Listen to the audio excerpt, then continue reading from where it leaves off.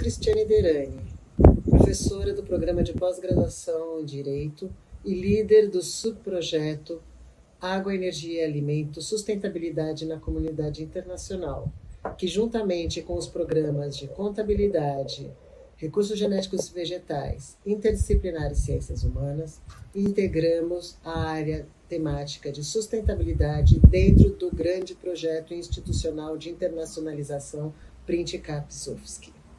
Nosso trabalho tem sido desenvolvido com nossos parceiros na Austrália, Estados Unidos, Canadá, Noruega, Inglaterra, Itália, França e Bélgica, grandes universidades com as quais temos trabalhado e construído projetos com nossos discentes, doutorandos, com nossos docentes, trazendo professores para ministrar cursos, frequentar nossos laboratórios e levando também nossos professores para o estágio no exterior e construindo, então, parcerias que pretendem ser duradouras. E assim tem sido. Nosso projeto se orgulha de ter trazido um parceiro da Universidade de Cambridge, que não só está trabalhando conosco, como também desenvolveu agora, recentemente, o projeto com o programa de pós-graduação em energia sustentável em Araranguá.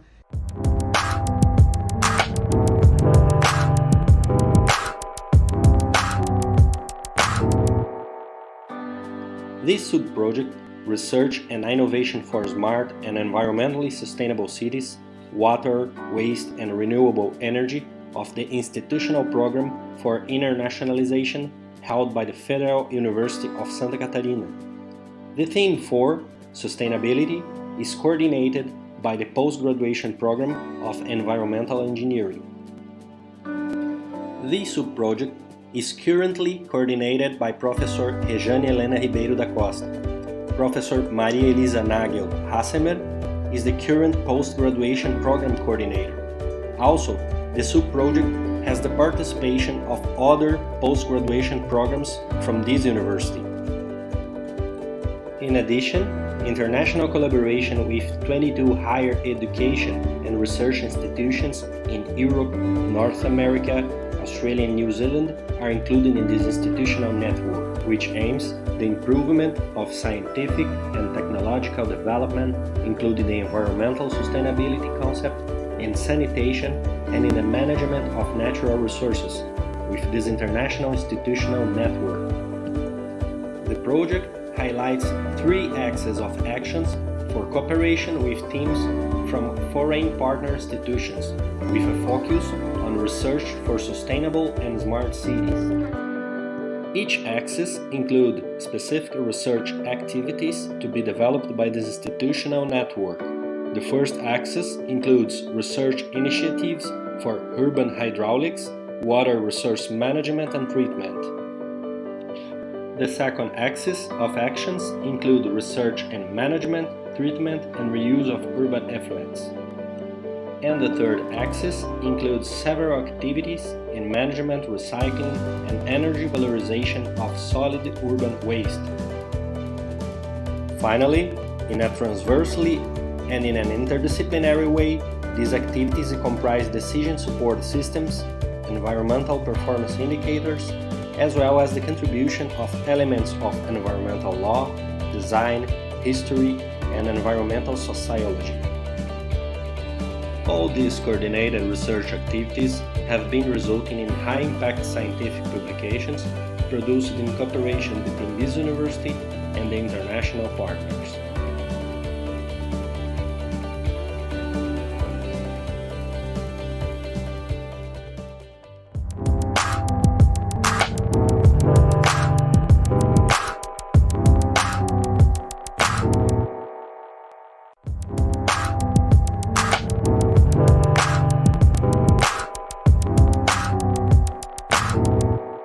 Hello, my name is Leila Hayashi and I am coordinator of the PRINT sub-project Sustainable Food Production in the field of agrarian science. The sub-project has the participation of 3 graduate programs of excellence: aquaculture, food science and plant genetic resource, and the collaboration of the graduate program of agroecosystems. Our goal is to discuss and develop, together with renewed international institutions, the production of healthy food considering environmental sustainability within the agrarian science. Among our partners, there are 7 priority universities, in addition to other partners of the PRINT-CAPES projects. These include Dalhousie University, University of New Brunswick, University of British Columbia in Canada, Wageningen University and Research in Netherlands, University of Vermont in the United States, Institute of Agri-Food and Technology in Spain, and Potosí Institute for Scientific and Technological Research in Mexico. For the first time, our graduate programs are joining together in the major institutional objective of internationalization, in a joint effort to strengthen programs within the agrarian science. More than research, the focus of the project is the international insertion of graduate programs and the creation of a solid base for future projects with national and international collaboration.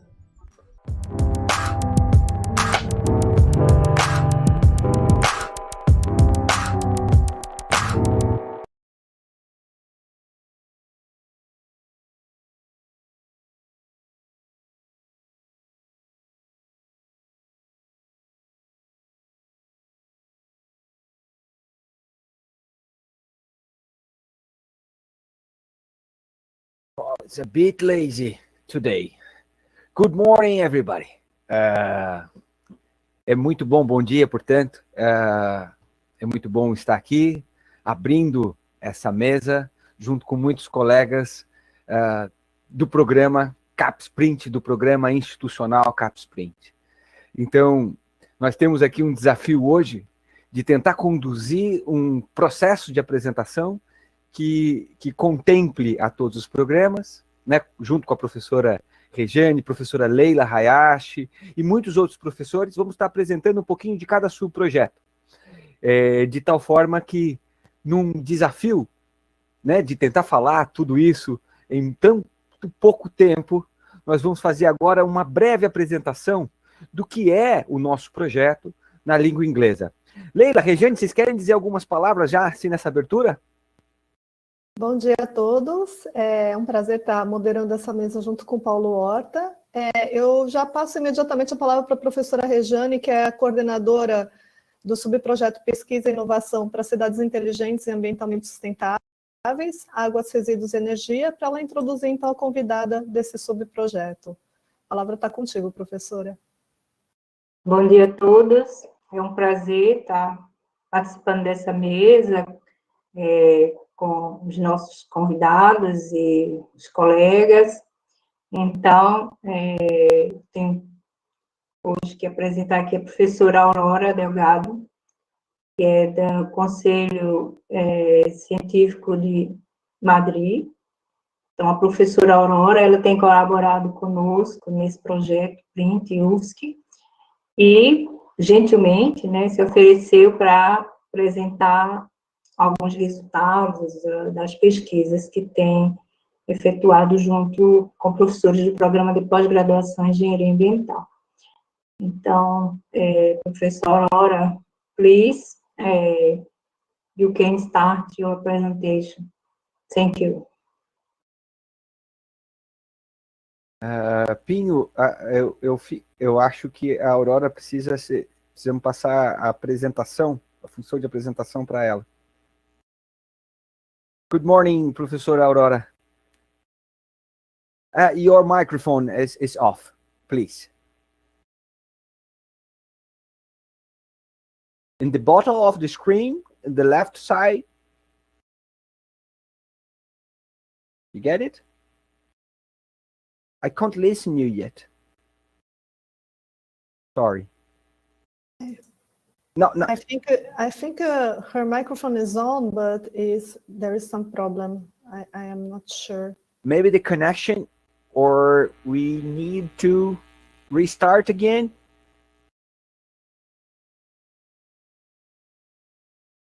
Yeah. Professor Aurora, if you could maybe log out. You can hear me now. Sí. Yes. The problem is the headphone. Okay. No worries, no worries. Welcome, Professora Aurora. Thank you You're for welcome, really very welcome to this round table, virtual one.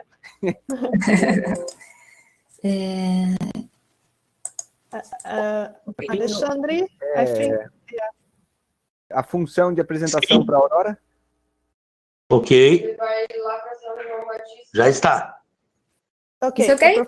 That's Yeah, okay. yeah. Now it's okay. You can share your screen. Can you see my presentation? Not yet. Not yet?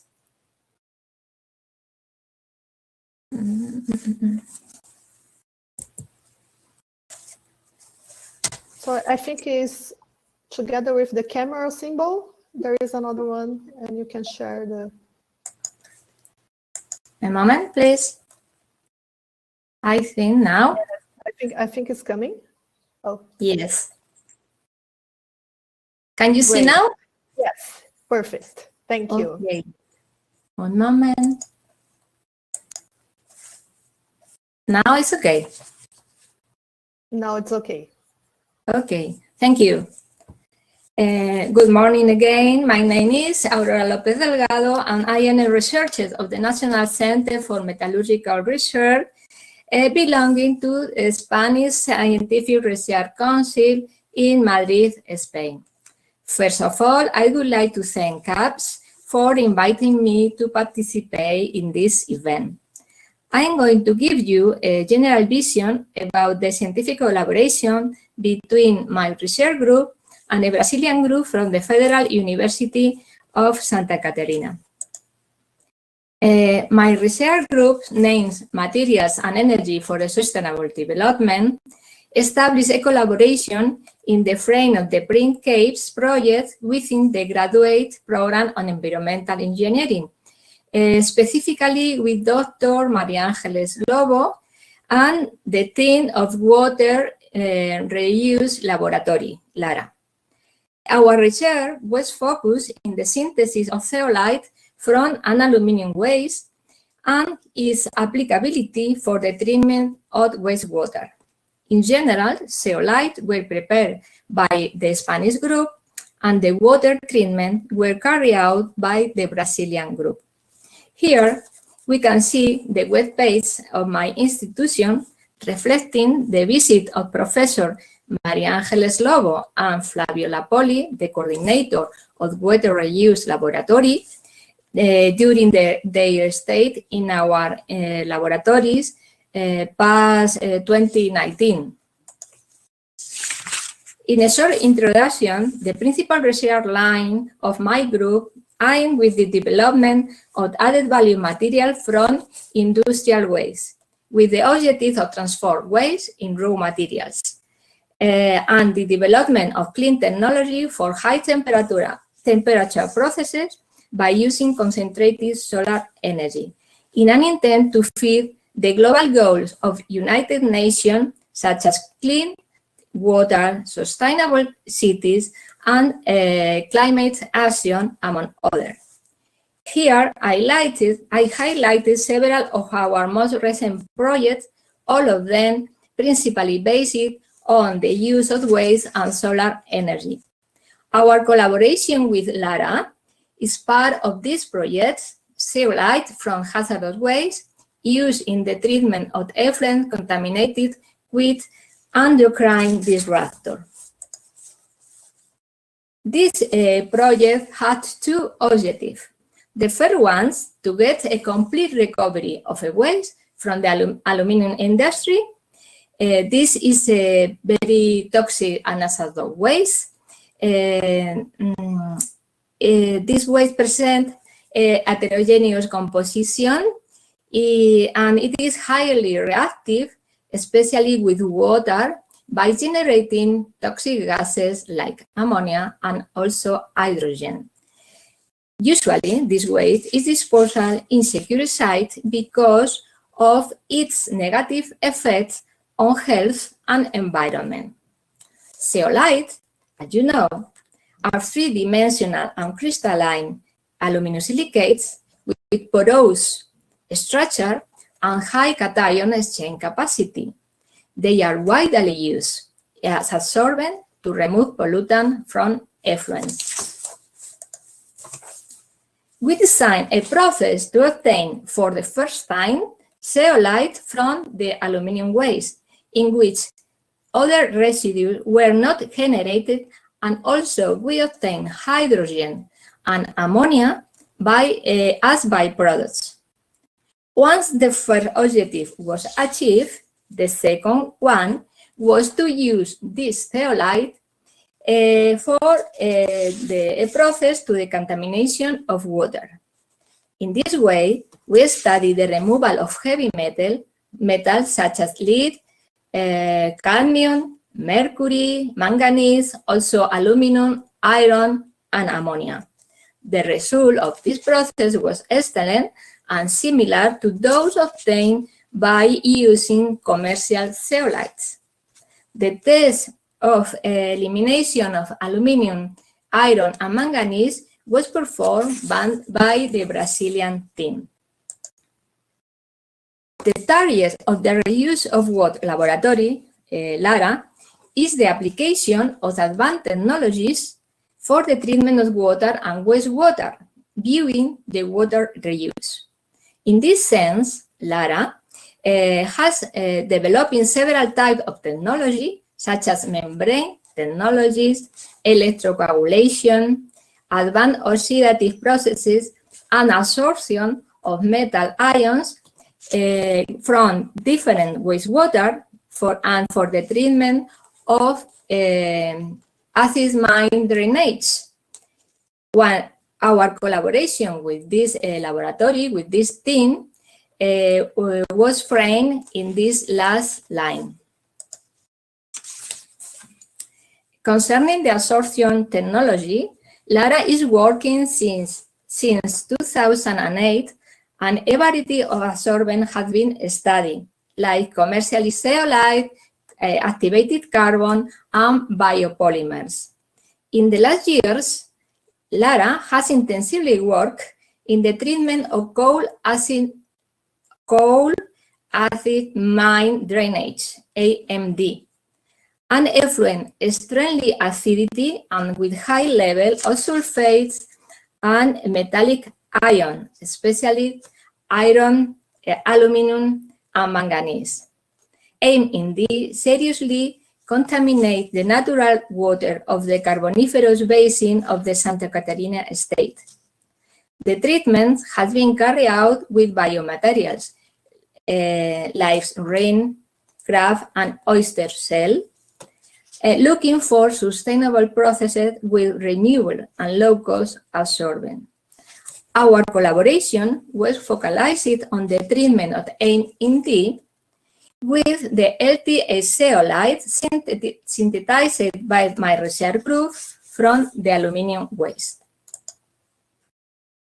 The goal consists of transforming coal mine impacted water or natural water contaminated by AMD in adequate non-potable use water. In the first phase, we have carried out a deep study with synthetic water, mimetic of water contaminated to the zeolite, contaminated with AMD.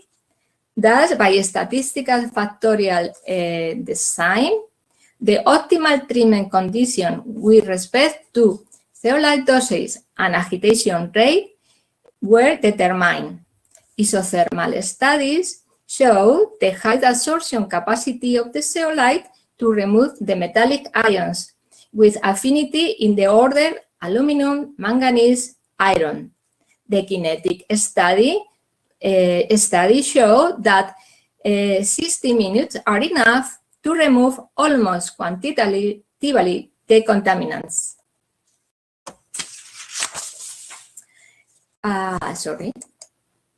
The result has been recently published in Chemosphere Journal, in which we have outlined the sustainability of the process. A hazardous aluminum waste can be used to produce through a one-step process an eco-friendly zeolite, which is capable of treating effluent contaminated with toxic metal at low zeolite doses and short contact time. This study demonstrates that LTA zeolite has an outstanding property for the use in the contamination of coal AMD. In the second phase of our research collaboration, the objective is treating relatively high volume of real AMD with the zeolite. For this, some challenges has to be overcome, such as to increase the zeolite stability, but its immobilization within a polymer gel matrix, to design a system in continuous flux regime which is most appropriate for the treatment of real wastewater, and also a system to allow replacing the zeolite when it is saturated. Future collaboration between the Brazilian and the Spanish team will also be based on the use of concentrated solar energy. The solar facilities in our center in Madrid consist of the double reflection lens, a Fresnel lens, and also a solar simulator, which can be used in the case of adverse meteorological conditions. Both systems can be provided by different reactors and furnaces according to needs. So, we are planning a new collaboration research line in which a slab with high aluminum content will be obtained by Lara, treating the wastewater by an electrocoagulation process. The slabs will be treated in the thermosolar furnace in our center in Spain to obtain an aluminum residue adequate to prepare a new zeolite. Finally, the new zeolite will be applied by Lara in the treatment of the AMD by absorption technology. The synergy between the two research groups will allow closing this loop with high impact on the environment. Thank you very much for your attention, and please take care. Thanks a lot, Professor Aurora, for your very interesting and wonderful presentation about something that our planet needs.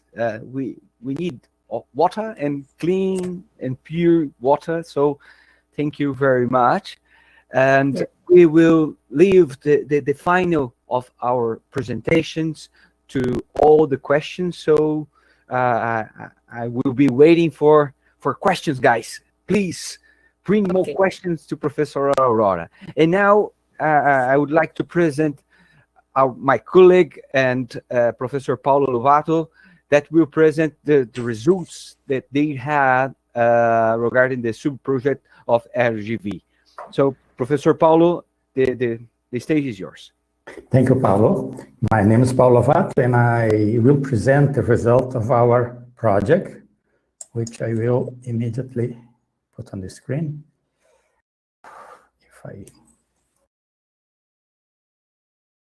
Which is called Characterization, Conservation, and Sustainable Use of Biodiversity. This project has something peculiar, that we have a project with only one postgraduate program. In our proposal, we included two other programs, but due to ad hoc decision by CAPES, those programs were excluded, and we ended up alone. Our project is coordinated by Professor Rubens Nodari, and this year, I will report, we sent 2 students and 2 faculty members abroad. First, our student Edson Carbona Medina, who is supervised by Dr. Nodari and Dr. Joner, went to the Center for Research in Agricultural Genomics in the outskirts of Barcelona, which is a joint institution funded by the Spanish National Research Council, the Catalonia Institute for Agri-Food Research and Technology, where I went to work for a time through another PRINT project, the Autonomous University of Barcelona, where it is located. You see the photograph of the campus here, and the University of Barcelona. And under the supervision of Dr. Manuel Rodrigues, Edson worked on this project on carotenoid cysts of Scobedia parasitizing Iridium 2 plants. Scobedia grandiflora is a plant which is used in traditional cuisine in Colombia, and this plant occurs also in Brazil, and it parasites plants. And what he did he developed a protocol for azafranin extraction, since this plant is used as a food colorant in traditional cuisine, and also he identified and evaluated expression of genes involved in the regulation of these carotenoid-related enzymes in Scobedia. What's the relevance of that? The team is looking for mechanisms regulating plant parasitic and mutualistic interaction. The last year, they found out a lot of the regulation between parasite plants and plants which are parasited involve molecular signals important for pathogenic and mutualistic relation in plants. So this is, Edson is back. We are in the stage of manuscript preparation. We intend to keep our collaboration with CRAG since it involves 4 different institutions, including 2 universities. Valdeir Lima, another PhD candidate, went to the Naturals Biodiversity Center in Leiden. This is a 200-year-old natural history museum, 200-year-old museum of natural history. They carry out research in different parts of the world, and students from many European universities, not just the University of Leiden, carry out their research there. And Valdeir published a paper already about this neglected plant, Brazilian plant, that is its extinction is being accelerated by climate change, but on farm, conservation through sustainable use he proved that it contributes, sustainable use contributes to the plant conservation. So we plan to bring one of their researchers to next year or the year after that. It depends on the pandemics. Professor Nezel Steiner is one of our junior staff, and she is in Fort Collins, Colorado, at the United States Department of Agriculture. Why did she go there? Because it's one of the big seed banks in the world, and she's developing biotechnology to preserve 3 species, including Brazilian species, and also studying biophysics and physiology of seeds of tropical plants. Okay, and she's using different advanced technique along with Dr. Christina Walters.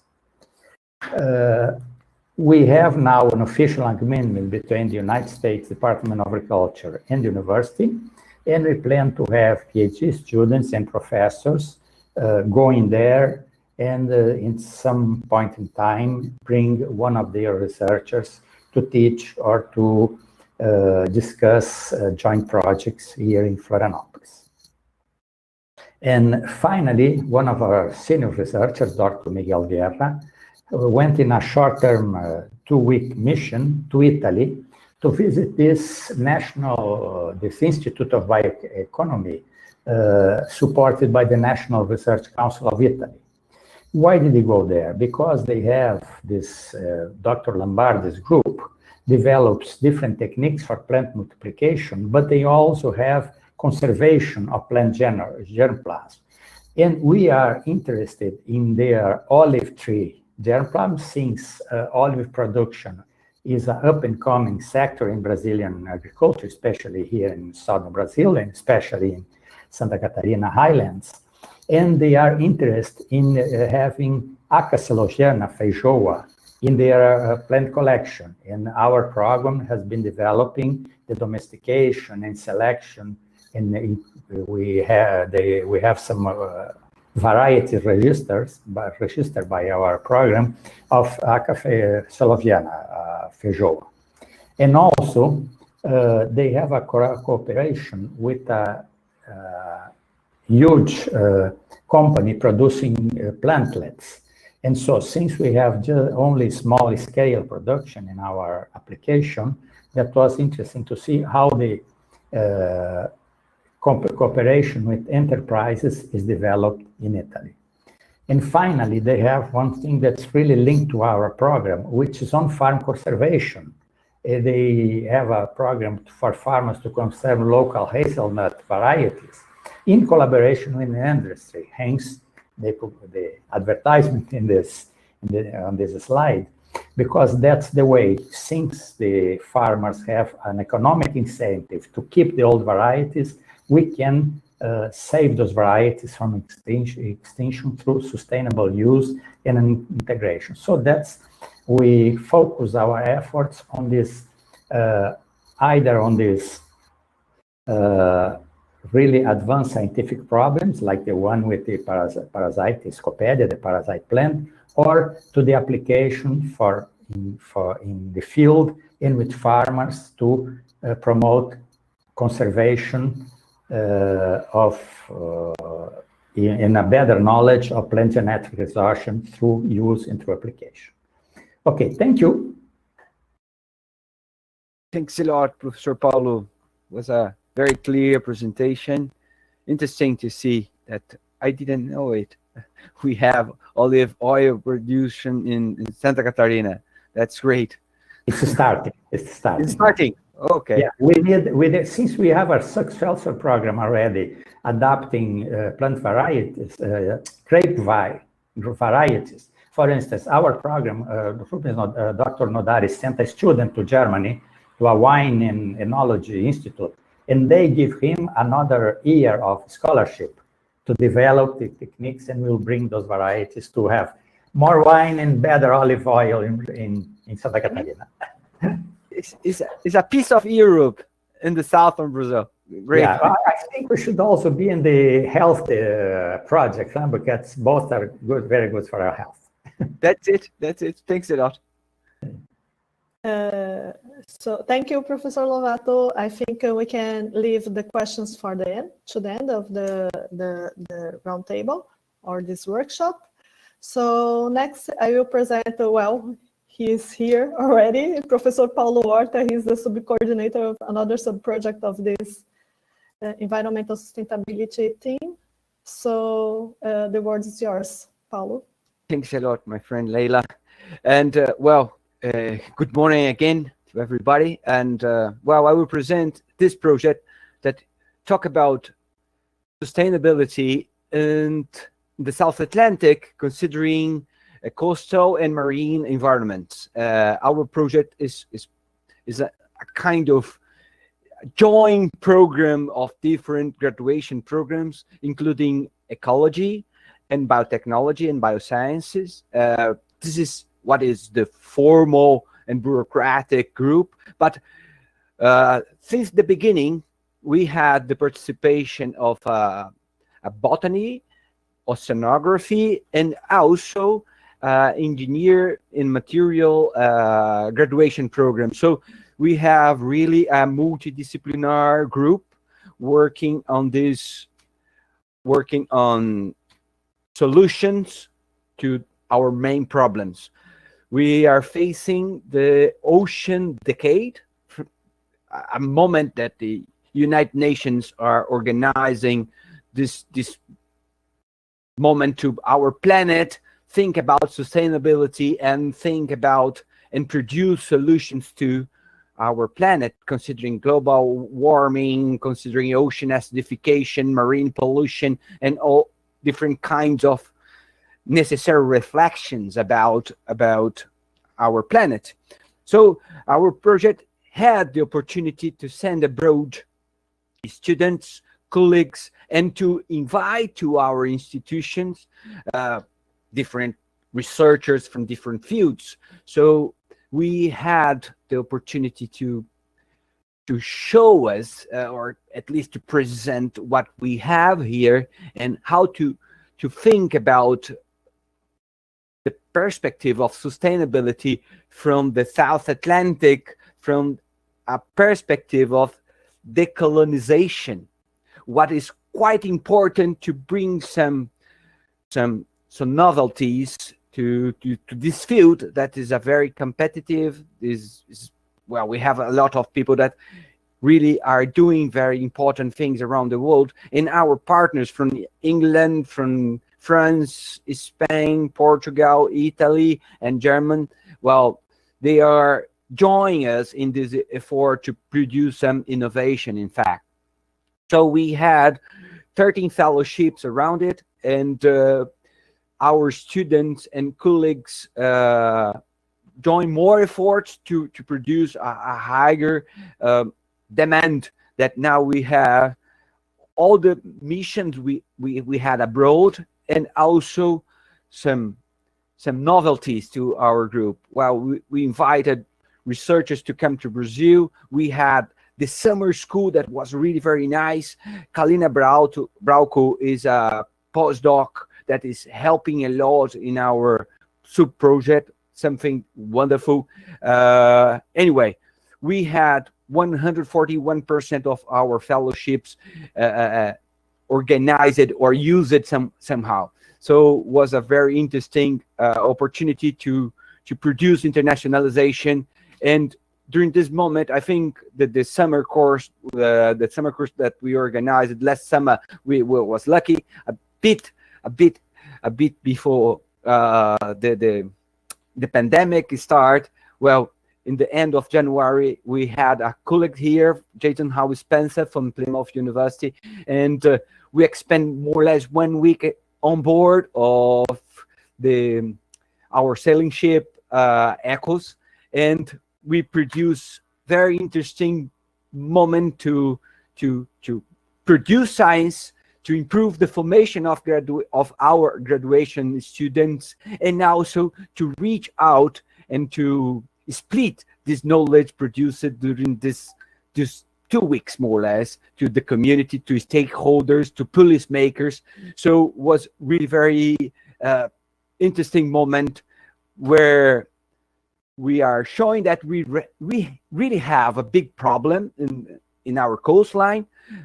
Eutrophication is the scientific name of that, where we have enrichment of nutrients of our waters, and in the end of this process, the consumption of the oxygen, of the dissolved oxygen, and of course the split of that zones in the floor of different ecosystems we have in coastal line.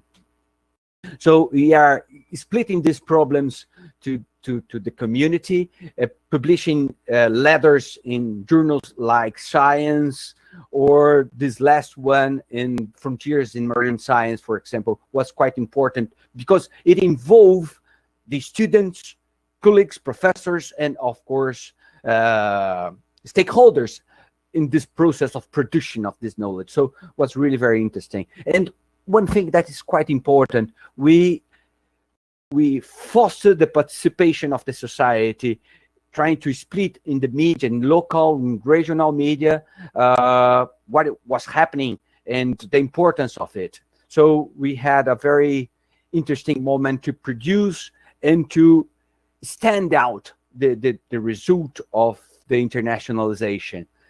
And I think the next steps that we are trying to foster, the discussion that we are trying to foster, is the creation of an institute of advanced studies or something related with it to our sustainable group. So thank you very much for your attention, and come, Leila, let's see what we have. Okay. Yes. Okay. Some videos to present in the end, etc. Okay. Thank you, Paulo. So it was a great presentation. Thanks a lot. Just waiting. So again, for who is watching us, just leave the questions for the end, and we will answer and organize everything to the discussion. So thank you again, Paulo. Thank you, Alexandre. I just find out my screen. The next here. one is? Me. Okay. I would like to present you my good friend Leila Hayashi, that is on the front of this very important sub-project. So the stage is yours, Leila. Thank you. Sorry, it was wrong screen. Okay. So good morning, everybody. My name is Leila Hayashi. I am the coordinator of the sub-project Sustainable Food Production within the scope of agrarian science. So this project has the participation of 4 graduate programs in the university: aquaculture, plant genetic resource, food science, and agroecosystems. And the main scope... Professora Leila, desculpa lhe interromper. Olá. Oi. A transmissão do YouTube, nós estamos com dificuldade na apresentação. Por favor, clique no botão com sinal de mais e dê propagar layout. Como Vamos é que ver é? se... Onde é que está o mais, Alexandre? Na parte inferior à esquerda da área azul, escura. Da nossa... tá. Ok. E propagar layout. Propagar layout. Senão vai ter que carregar de novo sua apresentação. Porque... Quer que eu carregue de outra maneira, Alexandre? Eu acho que nós vamos ter que tentar, porque ali pelo YouTube não apareceu ainda. Tá, peraí. Só deixa eu te agradeço. Mas talvez funcione. Probleminha técnico. Funcionou. Agora carregou. Funcionou. Você vai ter que carregar de novo. Tá carregando. Ok. Tá, e faz o mesmo do propagar a tela, a layout. Peraí. Propagar layout. E depois eu venho para... Vocês estão vendo minha tela, gente, da apresentação? Sim, estamos vendo. Okay. Tá tudo certo. Sim. Aqui, mas funcionou. Quando você propagou, foi para o YouTube. Tá ótimo. Obrigado, Pinho. Tá. Obrigada. Tá bom. Boa atividade. Peraí, que agora eu tenho que fazer tela cheia aqui de novo, né? Peraí. Enfim, that's it. So again, so sorry for the technical problems. But again, my name is Leila. I am coordinator of the sub-project Sustainable Food Production within the scope of agrarian science.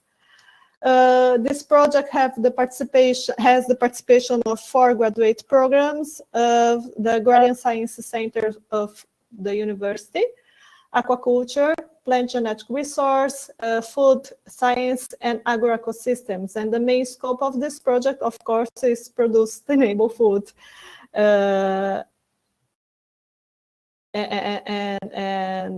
avoid the problems related to the environmental impacts.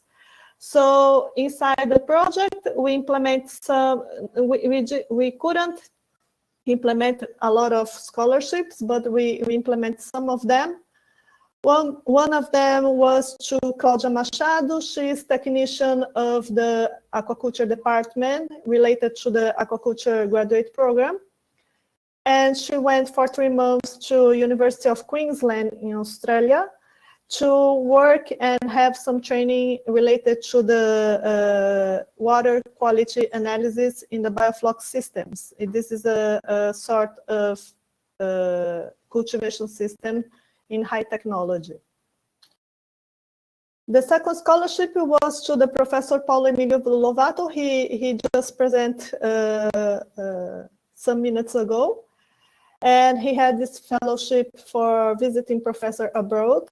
And he went to the Institute of Agri-Food Research and Technology in Spain, where he works with the tomatoes cultivation and also evaluation of the production systems of truffes. So it was very interesting. This is some pictures of this experiment.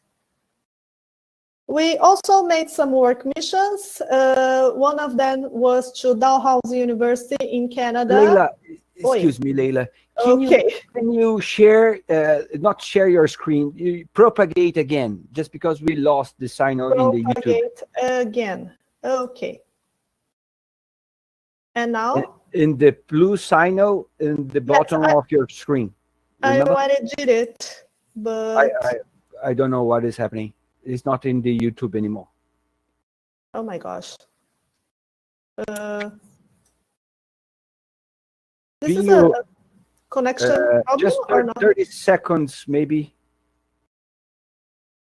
Ok, But let's... remember, sinal mais aqui do canto esquerdo, compartilha. Eu fiz isso. Tô tentando de novo, ué. Estranho.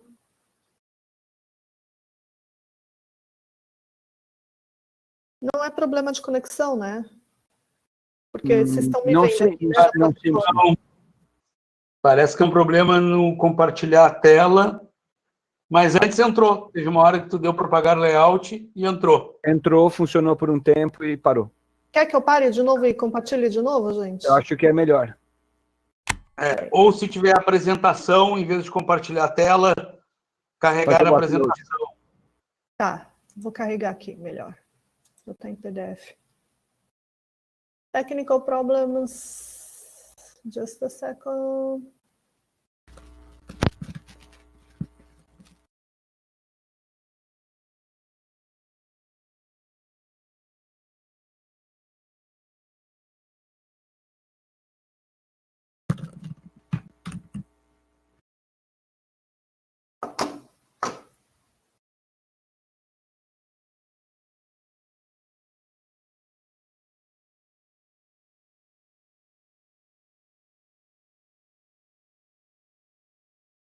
Gente, travou tudo.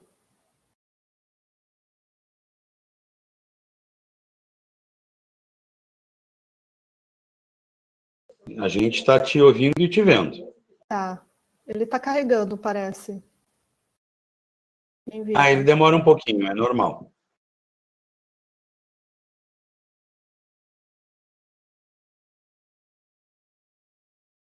Minha apresentação é bem pequenininha, então a gente já faz rapidinho.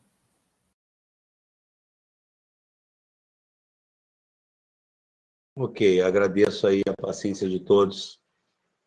Logo, logo estará ok.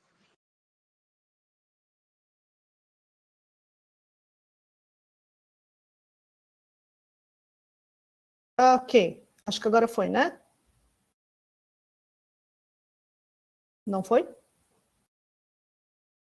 Precisa esperar um pouquinho, né? Let's wait a bit to see the communication with the YouTube. É verdade.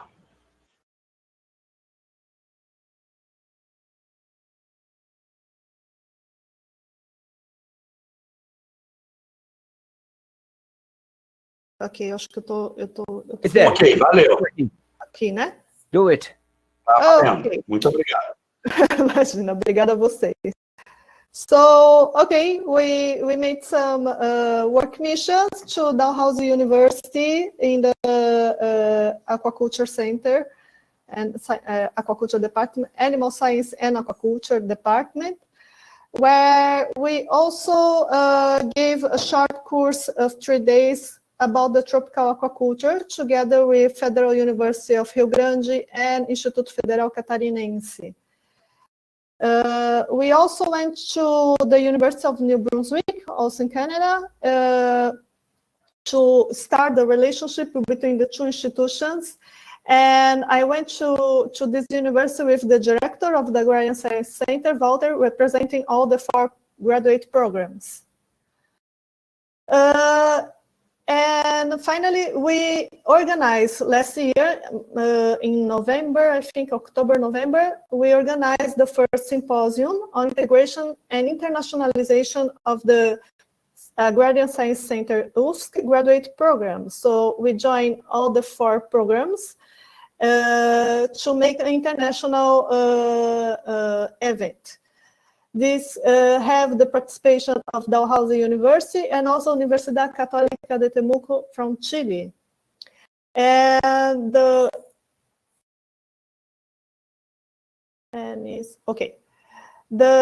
good thing of this event is that the language, the official language of this symposium was English. So all the students was requested to submit their work and present their work in English to stimulate the internationalization inside the 4 programs. Also, for the first time, we joined together the 4 programs and the postdoc students to organize everything. So this is the final picture of everybody very tired, but happy that we have a well-succeeded symposium. So for now, what is the main challenge that we faced in this first year of PRINT project? Well, one of them is that we couldn't implement PhD scholarships to students. And the main reason is because the test of the language proficiency certification was not free of charge, was not available. Our students live in Florianopolis with only the scholarships, and sometimes they have no money to pay for these tests.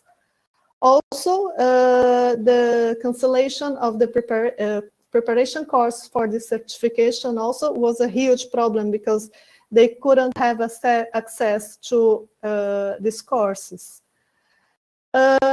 Another problem that we faced is that the scholarships, like the young scientists and PhDs,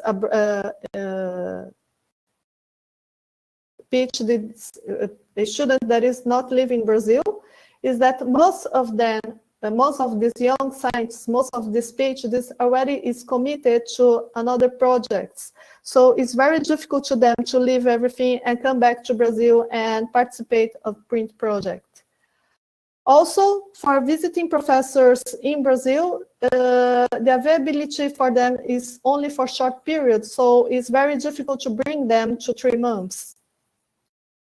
And finally, the lack of financial support to run the experiments abroad, because we have a little or few or nothing of financial support for developing the experiments. So we have everything. We have the support for exchange students and professors, but we don't have support to running these experiments. So this is one of the huge problems that we faced. So I think that's it. This is our project. I'm sorry for all the technical problems, and I am open for any questions that you needed. So, Paulo? I'm trying to turn on my camera. It's a bit lazy, but I think now is just to invite Fabrícia and let's do it. Yes. Okay, let's go, Fabrícia. Olá, bom dia. Bom dia. Hi, Fabrícia. Minha tela, vou pedir licença a todos, falarei em português. Sem problemas, Fabrícia. Eu espero que você não tenha problemas técnicos agora. Estão vendo a minha tela? Sim. Perfeito. Estou vendo. Ok. Só que eu achei, peraí, que no YouTube não foi ainda. Mas tem 30 segundos de delay, mais ou menos. Tá. Ok, qualquer coisa a gente avisa, Fabrícia. Ok. Então, eu vou apresentar para vocês o subprojeto, que é o Nexus, né? Água, Energia e Alimento, coordenado pela professora Cristiane Terani, e integra aí 5 programas de pós-graduação, Direito, Contabilidade, Recursos Genéticos e Interdisciplinares em Humanidade. E ele tem como objetivos, né, reunir essas competências, sim. Oi, Fabrícia. Oi? Vai ali naquele botãozinho de mais, o mesmo que tu carregou, e dá um propagar o layout. Opa.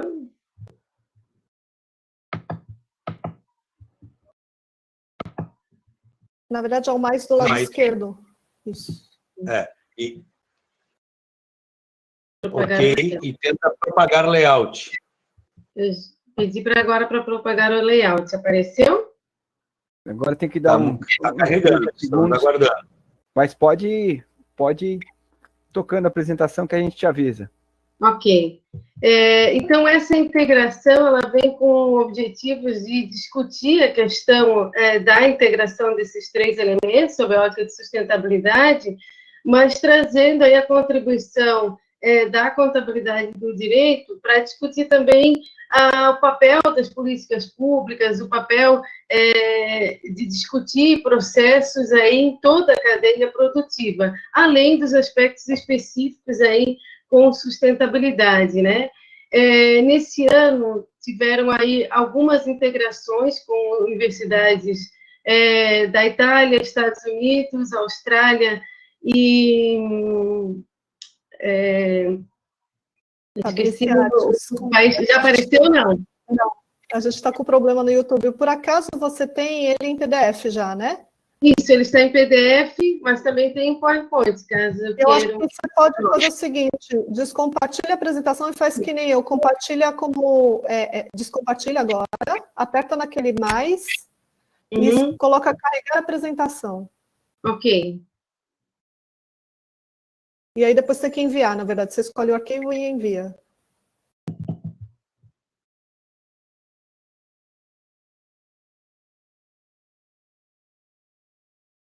Tá carregando aqui. It's raining inside the YouTube. Or somewhere we have leaking. It's leaking somewhere. O Google tá dando um baile na gente, né? Desde o início desse evento, o Google tá... Ok. Tá fazendo. Chegou para garantir, dá um propagar layout. No mesmo botão do carregar. Tem que propagar também. Ok. Garante. Foi? Deve ter ido. Estamos no tempo do delay. Daqui a pouquinho eu lhe confirmo. Ok. Continuo ou espero mais um pouco? Pode, eu acho que... Peraí, que ainda não... Don't seems that it's not working. Não está funcionando não, Leila. Não, né? Não chegou no YouTube ainda, né? Minha sugestão, Fabrícia, então, tentamos de tudo. Eu acho que é um problema de conexão com o YouTube mesmo.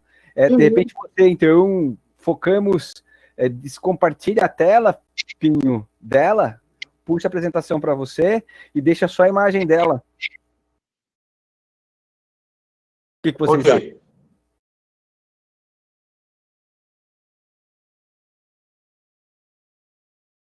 E aí, Fabrícia, você só apresenta o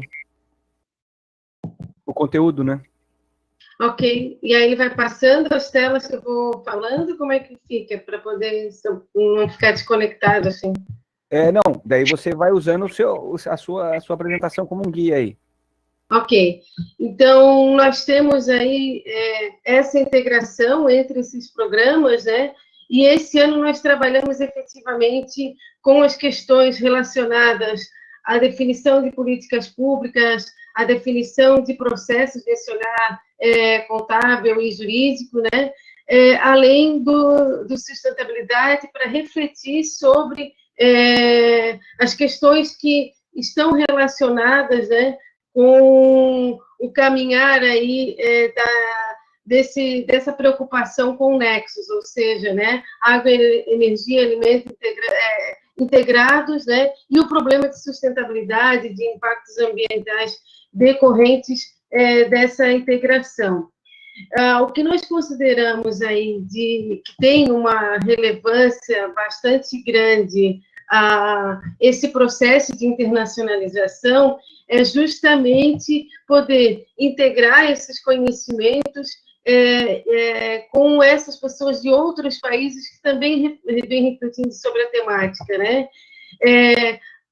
Destacamos alguns elementos muito interessantes nesse processo em que CAPES PRINT tem proporcionado para o Brasil como um todo, especificamente aqui tratando do projeto com a UFSC, essa questão de portas que se abrem, né, uma credibilidade que se mantém, uma parceria para realmente ampliar o conhecimento e trazer discussões teóricas e metodológicas, envolver novos cientistas, envolver futuros cientistas, né?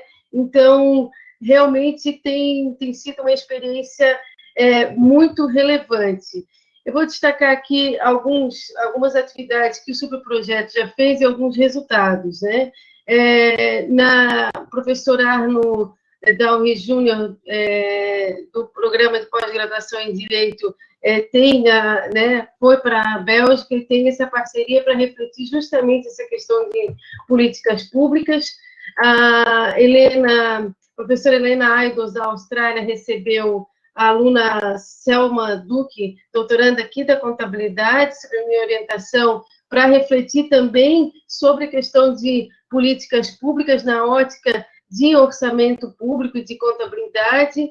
Na Rutgers, Marcelo Freitas, também doutorando da contabilidade, foi na visão de um dos objetivos desse subprojeto, que é refletir sobre programas computacionais, sobre auditoria contínua, monitoramento contínuo, para justamente auxiliar nos processos decisórios.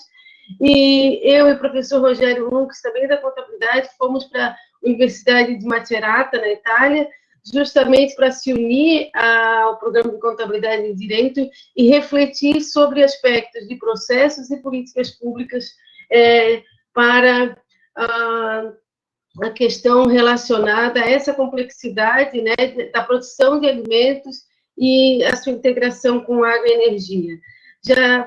Teve alguns resultados de pesquisa publicada nas revistas Sustainability, Resource Conservation and Recycling e Financial Reporting Accounting. São 3 revistas, 2 específicas na área de sustentabilidade e uma de finanças, e as três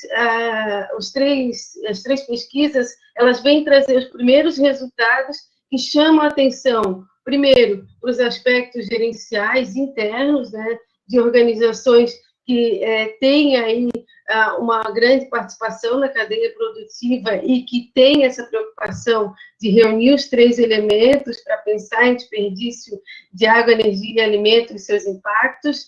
E aí também o terceiro para se preocupar com as questões relacionadas à definição de políticas públicas, amparo legal, que foi aí na 3ª revista de contabilidade e finanças, né? Também teve uma parceria de fazer conferências na Itália e no Brasil, né, com a participação nossa lá e dos professores italianos aqui, no sentido de não apenas apresentar resultados, mas também discutir com os doutorandos em formação sobre tanto a questão de multidisciplinaridade para processos de pesquisa, quanto para os resultados disso nessa reflexão sobre sustentabilidade e sobre nexos, né? Então, como os resultados preliminares teve esse envolvimento com as instituições e algumas mensagens aí que eu acho que são importantes, né? A contribuição de um projeto da envergadura do PRINT para o Brasil é justamente essa abertura de portas que se abrem, a ampliação de conhecimento, as alianças e as contribuições teóricas e metodológicas que trazem, tanto para o processo de formação de cientistas no Brasil, quanto para a própria contribuição da temática apresentada. Então, são esses resultados preliminares aí dos estudos que fizemos e o testemunho, né, da relevância de um projeto como esse para o nosso país. Eu agradeço a oportunidade. Obrigada, Fabrícia. A gente pede desculpas por todos esses problemas que está além do alcance nosso. Inclusive, o Diogo e o Alexandre estão tentando aqui resolver o problema, mas não está dando muito certo. Mas obrigada de qualquer maneira. Murphy is working hard this morning. Wakes and working full time. If something bad can happen, it will. But that's it. The next one. Cláudia. Yeah. Cláudia, se você conseguir, em vez de carregar, carregar a apresentação, na verdade, né? PDF, acho que talvez dê mais certo. Yes, good morning to everybody. I'm loading my presentation. I hope it will work. The process. It's working here, but I don't know if it's working in YouTube. Just a second. what is interesting is our cameras. They are there. So interesting. If my suggestion, if it is not working again, we can turn off our cameras. It's working. It's Okay. working. Okay, so Let's do it. Yeah. Good luck. So good morning to everybody.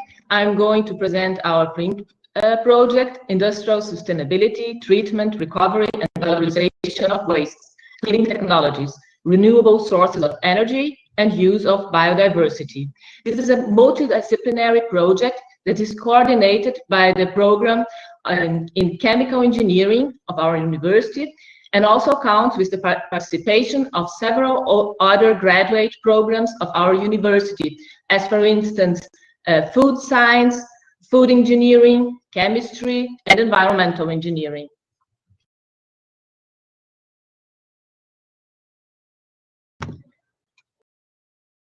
In terms of scientific objectives, this project involves the development of advanced water and effluent treatment technologies, as for instance, separation by catalytic membranes, advanced oxidations, biological treatments, among others. And also the development of new technologies for using biomass as an energy source by gasification and pyrolysis, and also biodiesel production, and also as renewable raw material for chemical reactions, for instance, for the production of bio-based polymers. And last but not least, it also involves the recovery of bioactive compounds from the residues of the agribusiness using emerging technologies, as for instance, high-pressure fluid extraction, ultrasound-assisted extraction, and enzymatic processes, among others.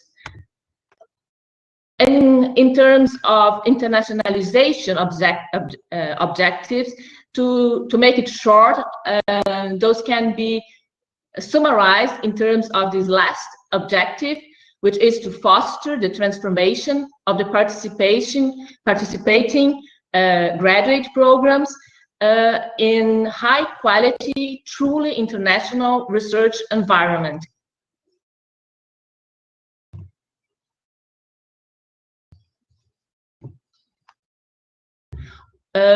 In terms of international print partners of our project, we count with several partners in the Americas, in Europe, also in Asia, and in Oceania.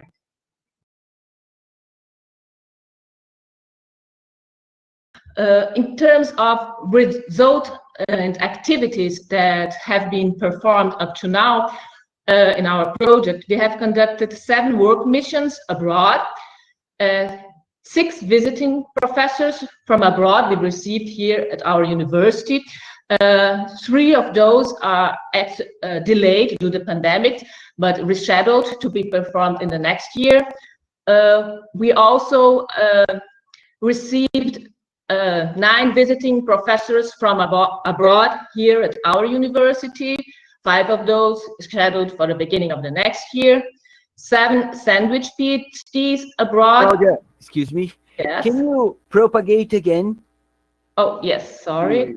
Go to the clues, sign in, then propagate. Should work. Yep. Should I return or may I go on from here? Is it fine? I think it's fine, Claudia. We could hear you, but we couldn't see the slides changing. So just go ahead, because I don't know if this is punctual or not. Okay. Which slide are you seeing now? Those with the number 7 work You missions, just or stuck it in the first slide.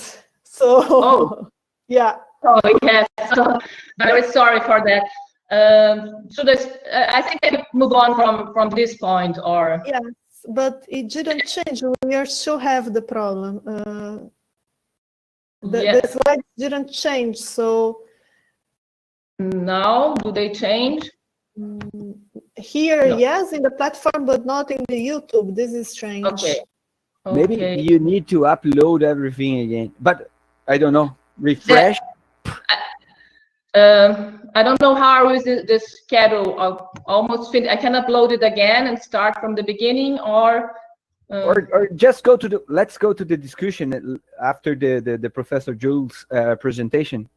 I think so. I think it's better. Yeah. Yeah. Well, okay. Yes, sorry for the technical issues. These technical issues.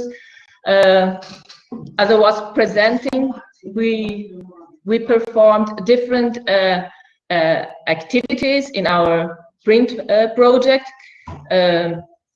7 work missions abroad, 6 visitors, professors from abroad that we received here in our university. Actually, 3 of those were delayed and were rescheduled for the beginning of the next year. Also 9 visiting professors from abroad here at our university, 5 of them for the beginning of the next year. 7 sandwich PhDs abroad, 3 of those in the next years. 3 postdocs with international experience, and young talent researcher with international experience.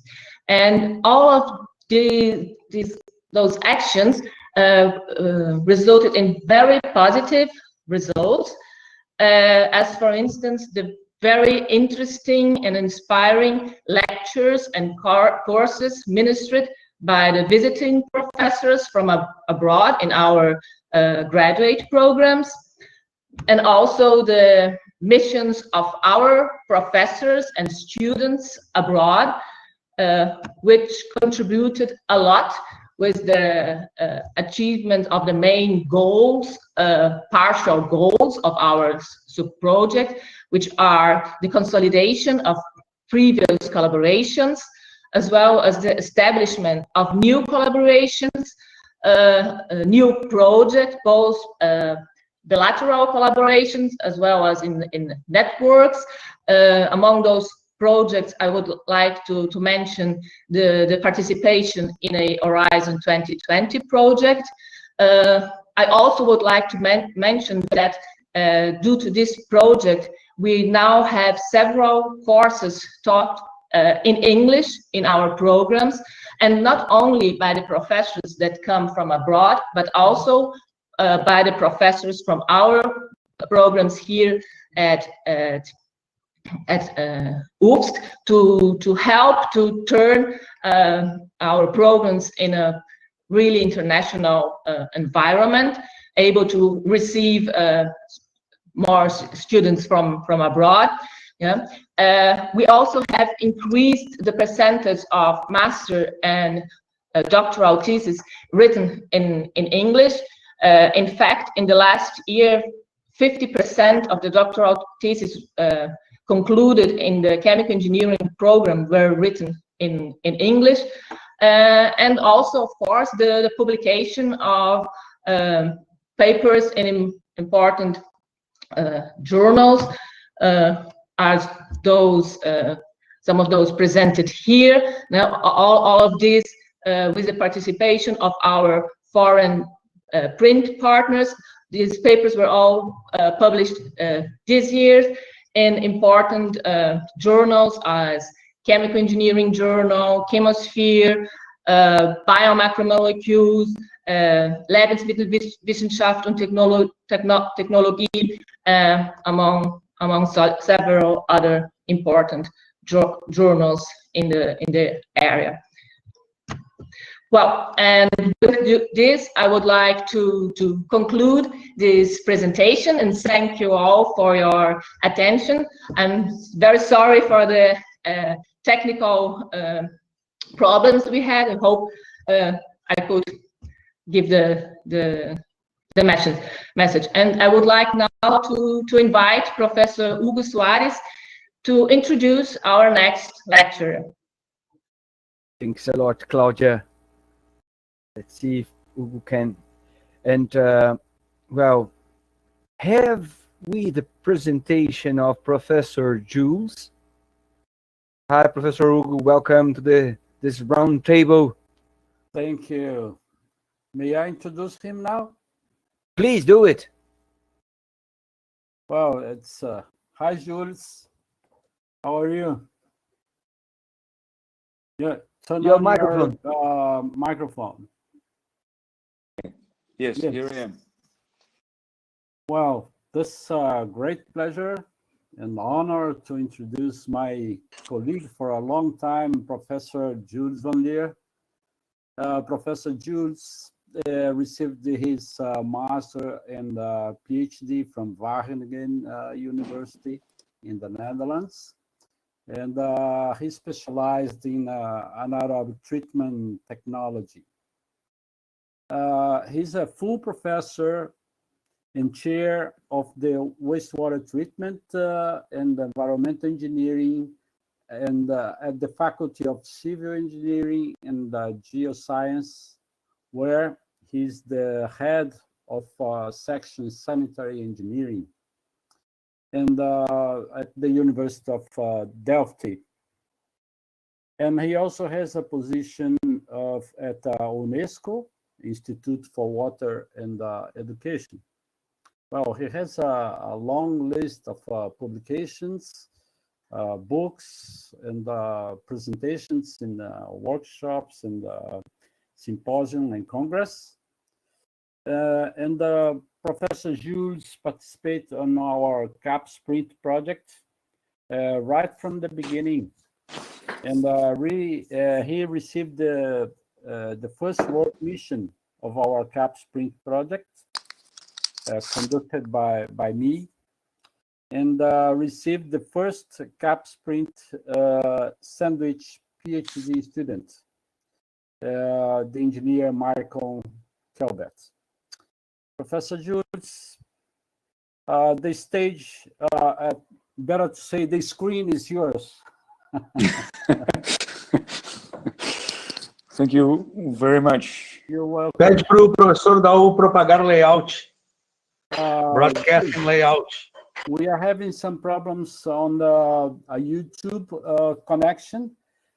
You can go to your left, and there is a plus sign, and you choose propagate the presentation.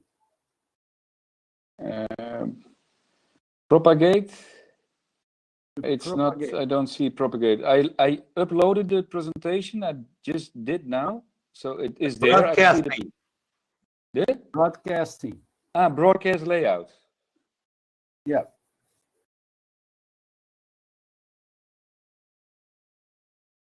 So I clicked broadcast layout. Is that okay? Just it. Now we just need to wait a bit. But you can start, Professor, please. Professor, excuse me, if you could just turn off and turn on again your camera, because we are not in the YouTube, we are not seeing you. And I'm so sorry for that, but we are having problems with YouTube. I think these problems with YouTube we can fix later, just because we are recording this virtual room. So I think we can fix that later, just because if we introduce the camera of Professor Jules, we can lose the presentation and vice versa, I think. I don't know. But now we don't have the presentation and the image. That's weird. Yeah. So sorry, Professor. What do you think? Maybe start again? Should I close the camera and start again? Yes, please, Professor. Let's try it. Sorry for that. Okay. Just because I'm seeing from my screen the clouded presentation yet. Yeah, me too. So I now restart. So I do see myself and I see my presentation. So let's try it. Let's try it. Okay. Let's hope for the best. Yeah. Thank you, Professor. Okay. Now we went just in the new lockdown in the Netherlands. So I'm still at the university. This is the last day that I'm allowed to be at the university, and then we all have to go home again for a lockdown of 5 weeks. Nonetheless, I will do my best to give you an insight of the work that we are doing now. This is not because, as Hugo mentioned, I'm heading the section of sanitary engineering and wastewater treatment, and one of the development pathway we are now having is, well, not only treating wastewater for environmental protection, but looking carefully to all the resources in the wastewater, what can be recovered. Now, quite a lot already is at the implementation phase, and I would like to go with you through the developments we have in the Netherlands with respect to domestic sewage treatment and what kind of resources already find a way from a pilot and some in demo and some on commercial. And I will also mention what type of resources we are researching now further in the labs at TU Delft. And let me see, I think the next slide. Yep. So here you see the various, the various resources that are being researched. From wastewater treatment plants, you see a conventional activated sludge plant, as well as a high-rate anaerobic reactor. Well, most of the presentation will be oriented to municipal sewage. That means that we will not discuss that much the industrial anaerobic plants that recover other kind of materials.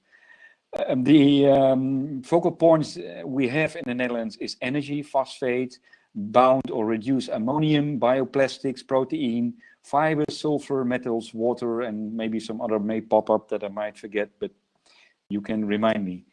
The next slide is, well, with domestic sewage treatment, it's a very dilute wastewater, similar characteristics as in Brazil. BOD values are always below 1,000 milligram per liter, most commonly between 400 and 500 milligrams of COD. So a lot of water, very dilute. And it is, of course, very, very difficult, if not possible, to have a resource recovery from such dilute streams. So most of the projects that are envisaging resource recovery are focusing on the concentrated sludge line. And what you see here is a very big domestic sewage treatment plant near Delft. So it's treating the wastewater of 1.5 million people of The Hague City and Delft. And what is schematically laid out is this is a UTQ process of a Cape Town University activated sludge plant, which is focusing on biological nutrient removal together with activated sludge. So this plant has a common standards of 20 milligram per liter for BOD, 10 milligrams for N, and 1 milligram for P. We're currently in a transition, and we have to go down with N to 2.2 and to phosphorus to 0.1 milligram per liter. Not now at this moment, that will be too expensive. At the moment, we are targeting N for 5 milligrams per liter and P for 0.35 milligram per liter, but slowly we have to go to more restrictive values. And that means, wait a minute. Oh, there's something with the webcam, but I'm not so sure what happens. Anyway, I will proceed. But at the moment we can deal with 20 milligram, 10 milligram, and 1 milligram. And we have to go to 5, 2.2, and 0.3, and then to 2.2 and 0.1. Now, that means that the sludge line that we generate from the activated sludge, these are much more concentrated. They are 100 times more concentrated. And that means the energy recovery, nutrients, and plastics, bioplastic, and so on, is mainly targeted on this concentrated sludge line.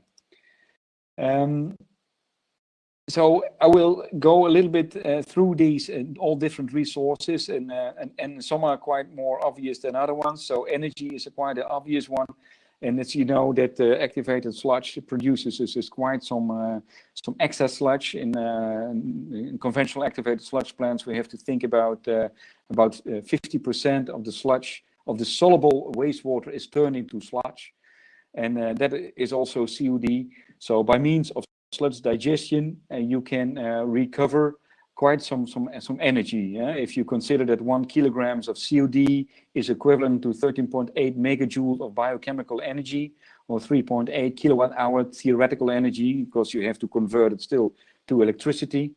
Now you can calculate that you in principle can close the balance. Of course, not all the sludge is being degraded, and you have also the electricity of the energy conversion efficiency of a biogas motor, which is 30%, a CHP is up to 40%, and currently we are working also with solid oxide fuel cell, and then you can come up with an energy efficiency of 80 to 85% and maybe 90% of high heat and electricity. So this is all known. So what the water authorities were focusing on, and we're also doing some research on this, is the more efficient energy conversion techniques. Also in our lab, we are studying the application of solid oxide fuel cell. So this is a fuel cell that can be fed with a methane gas, but it can also be fed with ammonium, for instance. And then you have a reforming unit in combination with the fuel cell, where CH4 is split into CO2 and hydrogen, or NH3 is split into nitrogen and hydrogen, and the hydrogen, of course, is then oxidized to water, and that means, and that gives the electric efficiency. Now these fuel cells, they have an electric efficiency of 55%, and 40% of the energy comes free as heat. And with the SOFC, this is 700 degrees, so it's quite useful energy. Then green gas production is upgrading biogas. That means getting rid of the CO2. That can be done with membranes or pressure swing. There's various techniques are being in development also at TU Delft to come with green biogenic methane.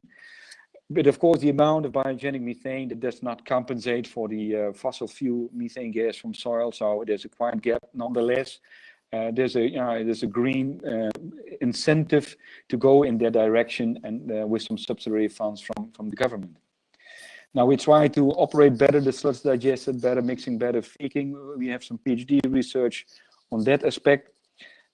Treatment of excess sludge is being done. For instance, think about the high pressure, high temperature and CAMBI processes, or alkaline pretreatment, enzymes, etc. At this moment, we are developing plug flow digester systems in which we see very high enzyme conversion rates at very short retention times, preventing the use of external enzymes. And that is also being developed with a commercial company on this. Other groups at TU Delft are focusing on pyrolysis and gasification of the residue after a digester, since not everything can be digested, generally not more than 50%, and the rest may go to gasification or pyrolysis. Now, co-digestion is being envisaged, but co-digestion in the Netherlands is not so popular because we don't have any outlet for excess sludge after the digester, since we are not allowed to use it in agriculture. That means only incineration is possible, and if you then do co-digestion, the incineration cost goes up. But overall, in our country, we have we pay about 200 million euros per year only to get rid of sludge, and we have a population of 17 million people. So this is quite an incentive to research further on excess sludge. Now, and this is interesting to share with you, because we're talking a lot about green gas and then you think about talking about anaerobic digesters. That is my special hobby. I did some visit in Brazil, and I was completely surprised, and this is together with my colleague in Minas Gerais, with Carlos Tinicharo. I was visiting some plants, and this is the plant in Belo Horizonte, Onça, and I noticed there was a production of 22,000 cubic meters of biogas per day with an electric equivalent value of 3 megawatt. So I was very surprised that this was simply flared, because there was no interest at all to recover this and to valorize this amount of biogas for productive use. I was pretty surprised by that. But anyway, maybe that other incentives are in Brazil than in the Netherlands. the thing that went quite far is now commonly is phosphate recovery. Yeah? Phosphate now depletion is envisaged about 80, 90 years from now, so we have to be recycling anyway. And what we see in the full-scale plants is that commercial companies already entering the market recovering phosphate. The most easiest thing to recover the phosphate is by making struvite from phosphate. And struvite, ammonium, magnesium struvite, that can be done also in the sludge liquor. After sludge digestion, you have sludge dewatering, and then the rejection water is a high concentration of phosphorus and a high concentration of ammonium. Now, if you then add a little bit of magnesium, you make struvite. But of course, to recover struvite is one. And that is one important incentive is to not have uncontrolled precipitation of struvite in the sewage treatment plant, because that adds up to the operational cost, but to recover it as a product. Now, but to recover it as a product, it must have value. Now, in the Netherlands, we are drowning in phosphorus, so our fields are oversaturated with phosphorate, so the price of this is pretty low. And then you have to make a product from this struvite that is of interest. And one of the companies that is quite effective is it's not a Dutch company, it's Ostara, Pearl, that's a Canadian country. And Pearl is making these granules, these struvite granules. This reactor is such a kind of a crystallization reactor. It's an upflow reactor, where small struvite granules are in fact the core of the growth for new struvite, and you make this struvite granules as it's poured into the hand of this gentleman. Now, the interest business case that we have now in the Netherlands is that Pearl is in fact, they are selling these reactors to the water authorities, and Pearl is guaranteeing that they buy struvite from the water authorities at a price of $200 per ton. So the water authorities, they get from Pearl these $200 per ton of struvite, and Pearl is making artificial fertilizer from it, and they sell it afterwards for $1,000 per ton. So the profit margin for Pearl is 800. Now, our water authorities, they cannot go themselves on the market, but via this lease contract, they are able to get some benefit back from the installation, and after a couple of years, they have a return on their investment. Now, at the universities, we did quite a lot on struvite precipitation, but at the university level, the work on struvite, the scientific work, is done now. At the moment, we're focusing on other ways to recover struvite, and then we're thinking more about for instance, using ferritin to recover orthophosphate for the liquid streams, since orthophosphate has a much higher value intrinsically than struvite. The value of struvite is quite low. Now, for instance, others, struvite, this is in Amsterdam, they use the Airprex method, and Airprex, then you get a combination of bad quality struvite, and the price of this struvite is only 50 to 100 euros per ton. So way less than the nice granules that you saw in the previous graph. Now then, another resource is bound ammonium. And bound ammonium, well, ammonium itself is not a resource that is very scarce. Of course, ammonium is simply coupled to energy. Ammonium that is made via the Haber-Bosch process, and if you make it via electrolysis, like Haber and Bosch did in the early 1900s, the energy is about 100 to 120 megajoule per kilogram N. To get hydrogen from electrolysis, if you get hydrogen from CH4 cracking, then it's much more energy efficient. And the company Yara, which is the biggest ammonium producer now in the Netherlands, they spend about 25 to 30 megajoule per kilogram N to produce ammonium. Now, theoretically, the energy content in the biochemical energy content in ammonium is 21 megajoule per kilogram N.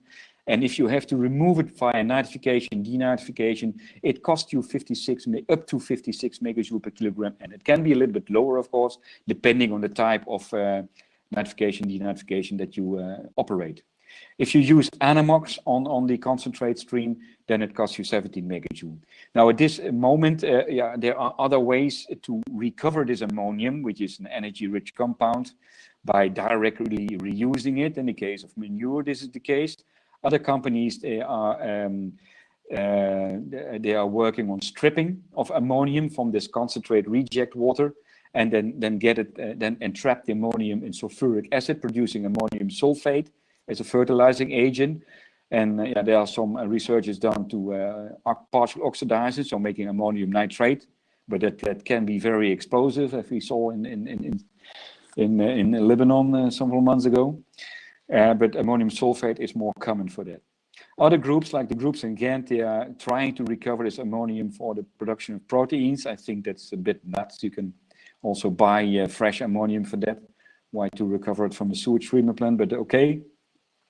Others, and then particularly the work that we did in the Middle East, the effluent is then used for fertile irrigation. Then you directly use ammonium in the fertile irrigation of in agriculture. At this moment in our group, we have a couple of PhD students working on the recovery of ammonium via electrodialysis, via bipolar electrodialysis, and then you can concentrate ammonium up to a very high concentration. And with bipolar electrodialysis, you make a basic ammonium stream. Now, and that ammonium has a very high value. Ammonium hydroxide has a very high value. You can also use this as a fuel in a solid oxide fuel cell, as I mentioned. But both outlets, that gives a higher value than burning it in nitrification, denitrification. So that's the research direction we currently have in our group. Then the next one is bioplastics. And bioplastics, there are two ways that have interest. One, bioplastics is based on the production of VFA. If you go back to anaerobic digestion, how that works is the hydrolysis and the fermentation, and then you come into volatile fatty acids.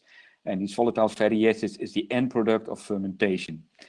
Now, if you have methanogenesis afterwards, the VFA is turned into acetate and CO2 hydrogen, and then it's turned into methane, and you have methanogenesis.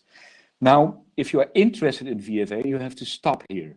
So you make VFA as a product.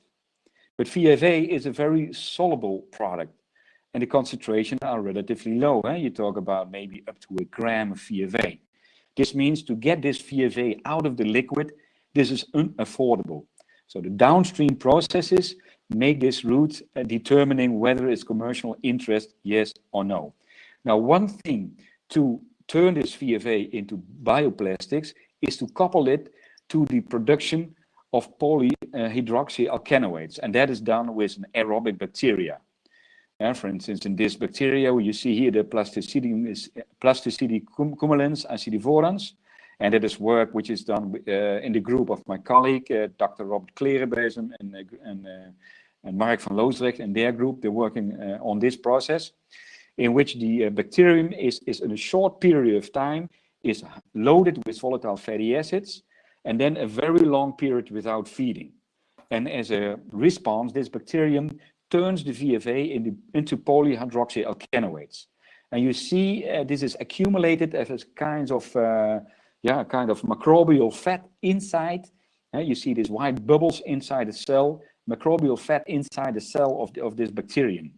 So, and then you have a separation, of course, of the polyhydroxyalkanoates from the liquid. You solidify, in fact, the VFA by means of the production of polyhydroxyalkanoates in the microbial mass that you then can harvest.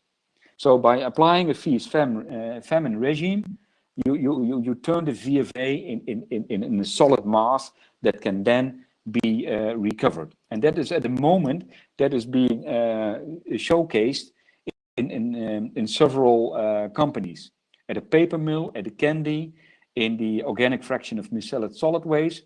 But since 2-3 months ago, there's also a demo reactor that is treating sewage sludge in this manner. Now, the production of VFA is easy, but the most difficult part is then to turn it into PHA and the downstream processing to turn it into bioplastics, because that's another complete different research that is required for that. And in downstream processing, what is important is the yield of the plastics, the PHA, the purity, the obtained polymer properties, the chemical consumption, the waste generated, and also the end user specification. What kind of plastics do they want? And are you able to produce that mix of volatile fatty acids that make the proper PHA for giving the proper quality of plastics that they use? And this is a completely different game. So producing VFA is simple, but it's only part of the process. There's another way to produce bioplastic, and that is done in the new, maybe you heard of that, this is the aerobic granular sludge technology that is being developed and implemented worldwide at this moment. And that is sold by the company Royal Haskoning DHV under the name Nereda. In Brazil, you have several of these full-scale reactors in operation now, like in Rio de Janeiro. And it seems that the dry weight of the granules that you produce, that they have 10 up to 20% of these alginate-like, it's not alginate, but it's a polymer that has similar properties than alginate. In October last year, there was a new factory in the Netherlands that is recovering this alginate from this sludge, and they're producing a new polymer from it that they sell on the market. If you Google the name, Kaumera is Kaumera, Kaumera, you will find this company making this polymer from excess sewage sludge. And that, if that pays off, that will be fantastic, because then there is no negative value sludge anymore, but you have a positive value product. And that is of course good news for if you would like to save cost in sewage treatment. Other polymers that are being researched are the proteins and other biopolymers. The first proteins that were researched were the proteins that were made by worms. So there was a kind of a development of making worm reactors. We also had a PhD student working on that, producing worms from the excess sewage sludge. But now, after several years of PhD studies, it became clear that this type of proteins produced on sewage sludge will never, ever enter the food chain. Not as animal pet food, and certainly not the human food chain. So this idea of making proteins in the waterline, forget about it. Will never be a success, because we cannot use these proteins because of legislative restrictions. Now, the only thing that can be done, and that has our colleagues in Spain, they have done that, is to couple algae after the anaerobic reactor, or maybe also after activated sludge, but photosynthesis using algae, turning the CO2 that you make into COD, or into BOD, into organic matter. And that organic matter can be harvested. In the beginning, they thought, okay, these algae, they can make high quality products, but with sewage, that is not possible. Some algae, they can make more fats, so then long chain fatty acid recovery could be a possibility, and maybe making biofuels from it, like biodiesel. Also, that costs quite some downstream processing, I have to say. But like what they do in Spain now, they simply recover the algae that they have, and they turn it into biogas as well. And afterwards, they upgrade the biogas, separating the CO2 and making compressed natural gas of a bio-based origin. So that is possible with the biopolymers. Let's see what we have more. Fibers. Oh, that is interesting. With fibers, that is maybe a local possibility, because in the Netherlands we produce a lot of toilet paper, about 10 to 14 kilograms of toilet paper per population equivalent per year, and we throw everything in the sewer. Now this reaches the sewage treatment plants, and they will be covered partly in the primary clarifier, or it will go to the aeration tank. Now, some years ago, there was some research done on a Salsons filter, which has a mesh width of 300 millimeters, or 0.3 of 300 micrometers, or 0.3 millimeter, very fine screen, and you can filter these the cellulose fibers out of the sewage sludge. So, and you have these filters up front at the headworks, so prior to the aeration tank. And they have several advantages. The advantages that you have is that you lower, in fact, the COD load to the sewage treatment plant, so there's less energy use, and you can recover the cellulose. And the cellulose of these fine sieves is very easy to dewater. And then you get a very energy a very high density product. But the paper industry, they didn't want this because of the origin.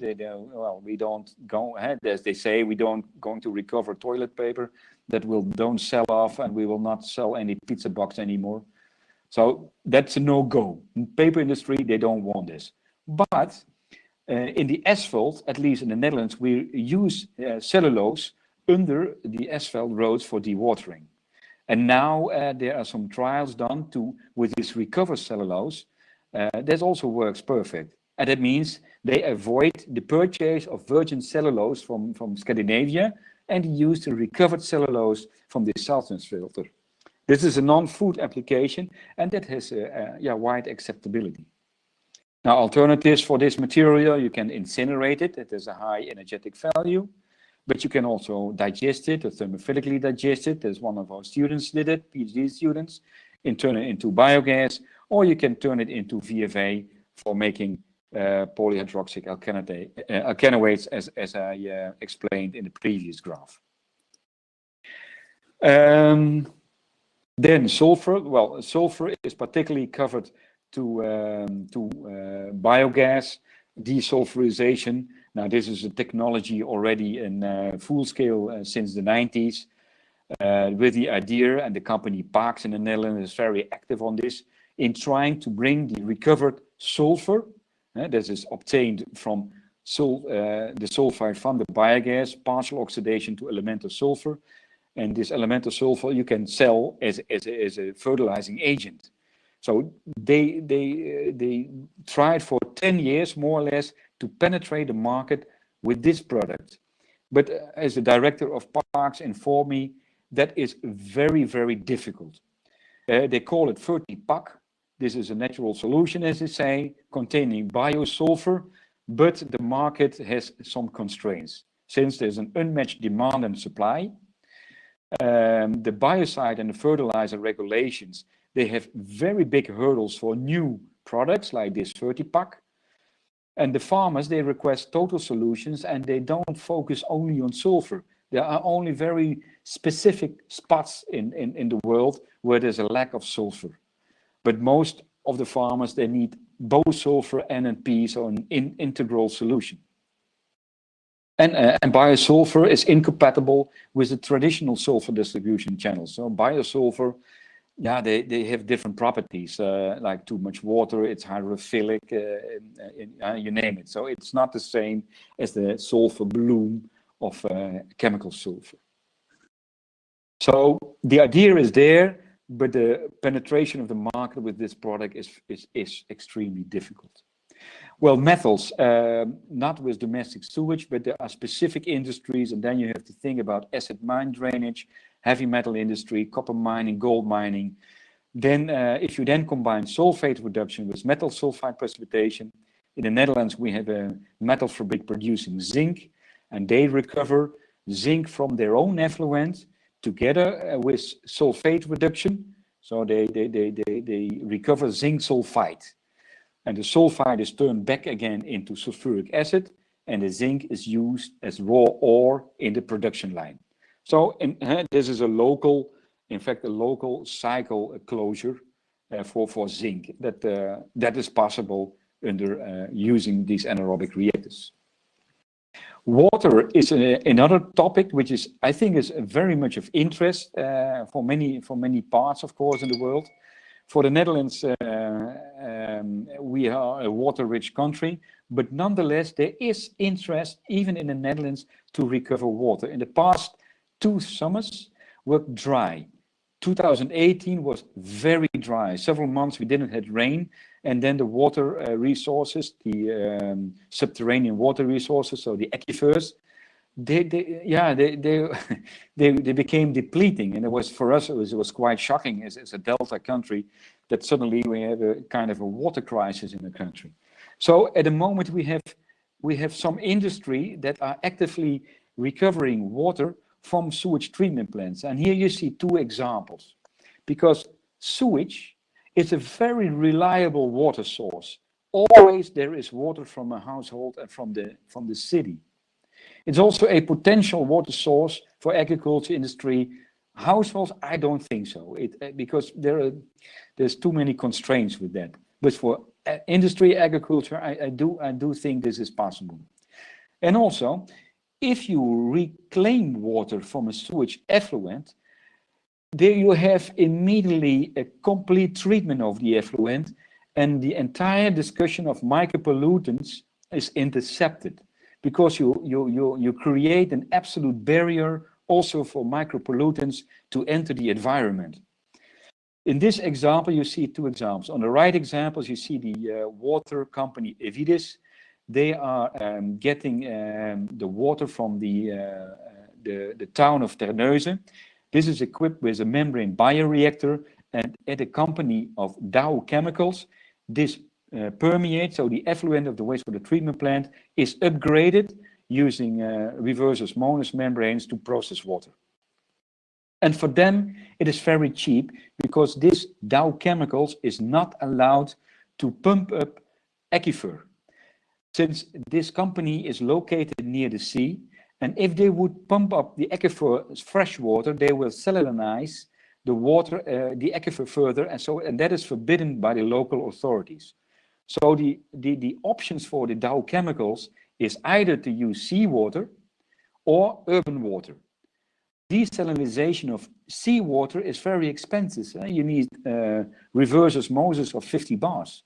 But desalinization of urban water is only 5 bars.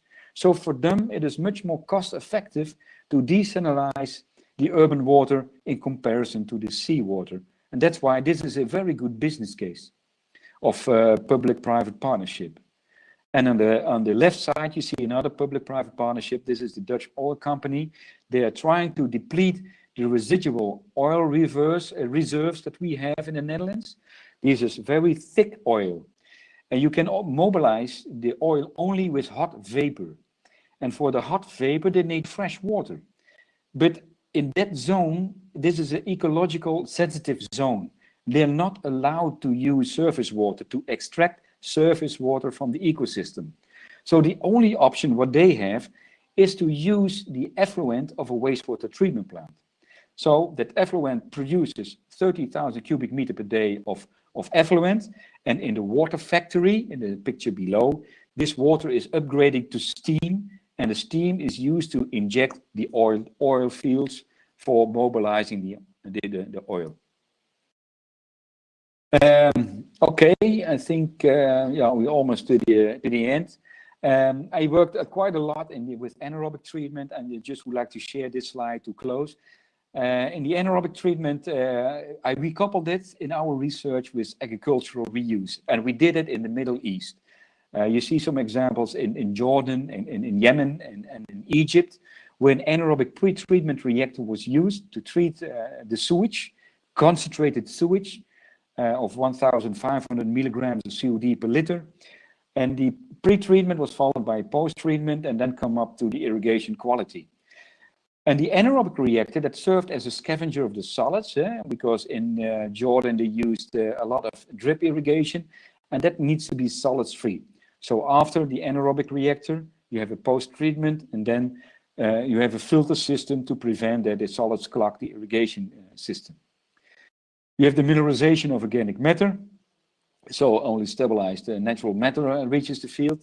Removal of heavy metals from the water line, because you have sulfate being reduced, and the sludge is then the heavy metals with the sulfide will precipitate, like zinc and nickel and copper, and that will go to the sludge line. The sludge will partly filter the helminth eggs. The nutrients will be provided, since under anaerobic conditions ammonium and orthophosphate will be produced that are used for fertilizers. You produce a stabilized soil conditioner. If it's too not heavy metals, farmers may use it, but not everywhere. And you produce some energy for the post-treatment or for irrigation pumps or whatsoever. So in that case, the anaerobic reactor has quite an interesting role there. I think with these examples, then we come a little bit to the end. So now I discussed several resources that are actively recovered from the wastewater, and quite some of them are in the competitive scale already. So these are commercialized. But what the research learned to all of us that we always have to check the sustainability of a certain compound. If it costs much more to recover something, and more important, if you don't include the valorization chain, so the consumer that has to buy the resource or the downstream processing is not affordable, then it makes no sense to recover a certain resource. So that is so you always have to check the sustainability for a resource before you would like to opt for that research recovery. So in resume, if you go quickly over it, energy for local use, that is stabilized, that is done, that is already in practice in large scale. Research is being done at the university to optimize energy recovery to its highest possibility. Phosphorus, struvite has a low price. Nonetheless, struvite is in the market.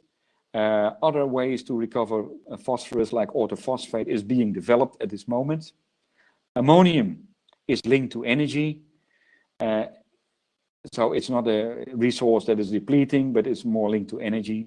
Bioplastics, they have an intrinsic high value, but don't forget that the downstream processing is quite expensive. It's not just producing VFA, it's only part of the story.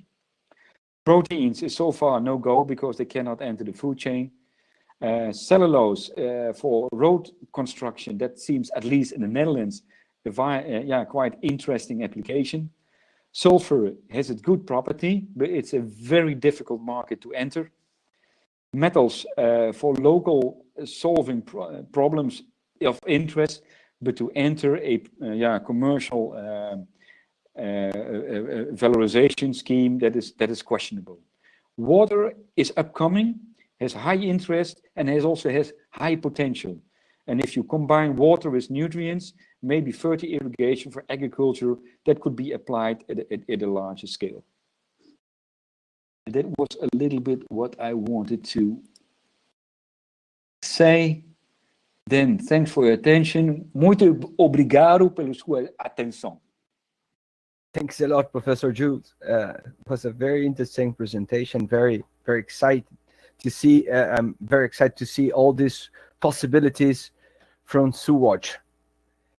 So I would like to invite you all to turn on your cameras, and then let's try to decide what we're going to do, because when Murphy is here today and it is working hard to produce a lot of troubles in the communication with the YouTube, so we don't get, in fact, hear your presentation, but it was recorded here and we're gonna upload everything there later. But I think we can start our discussion.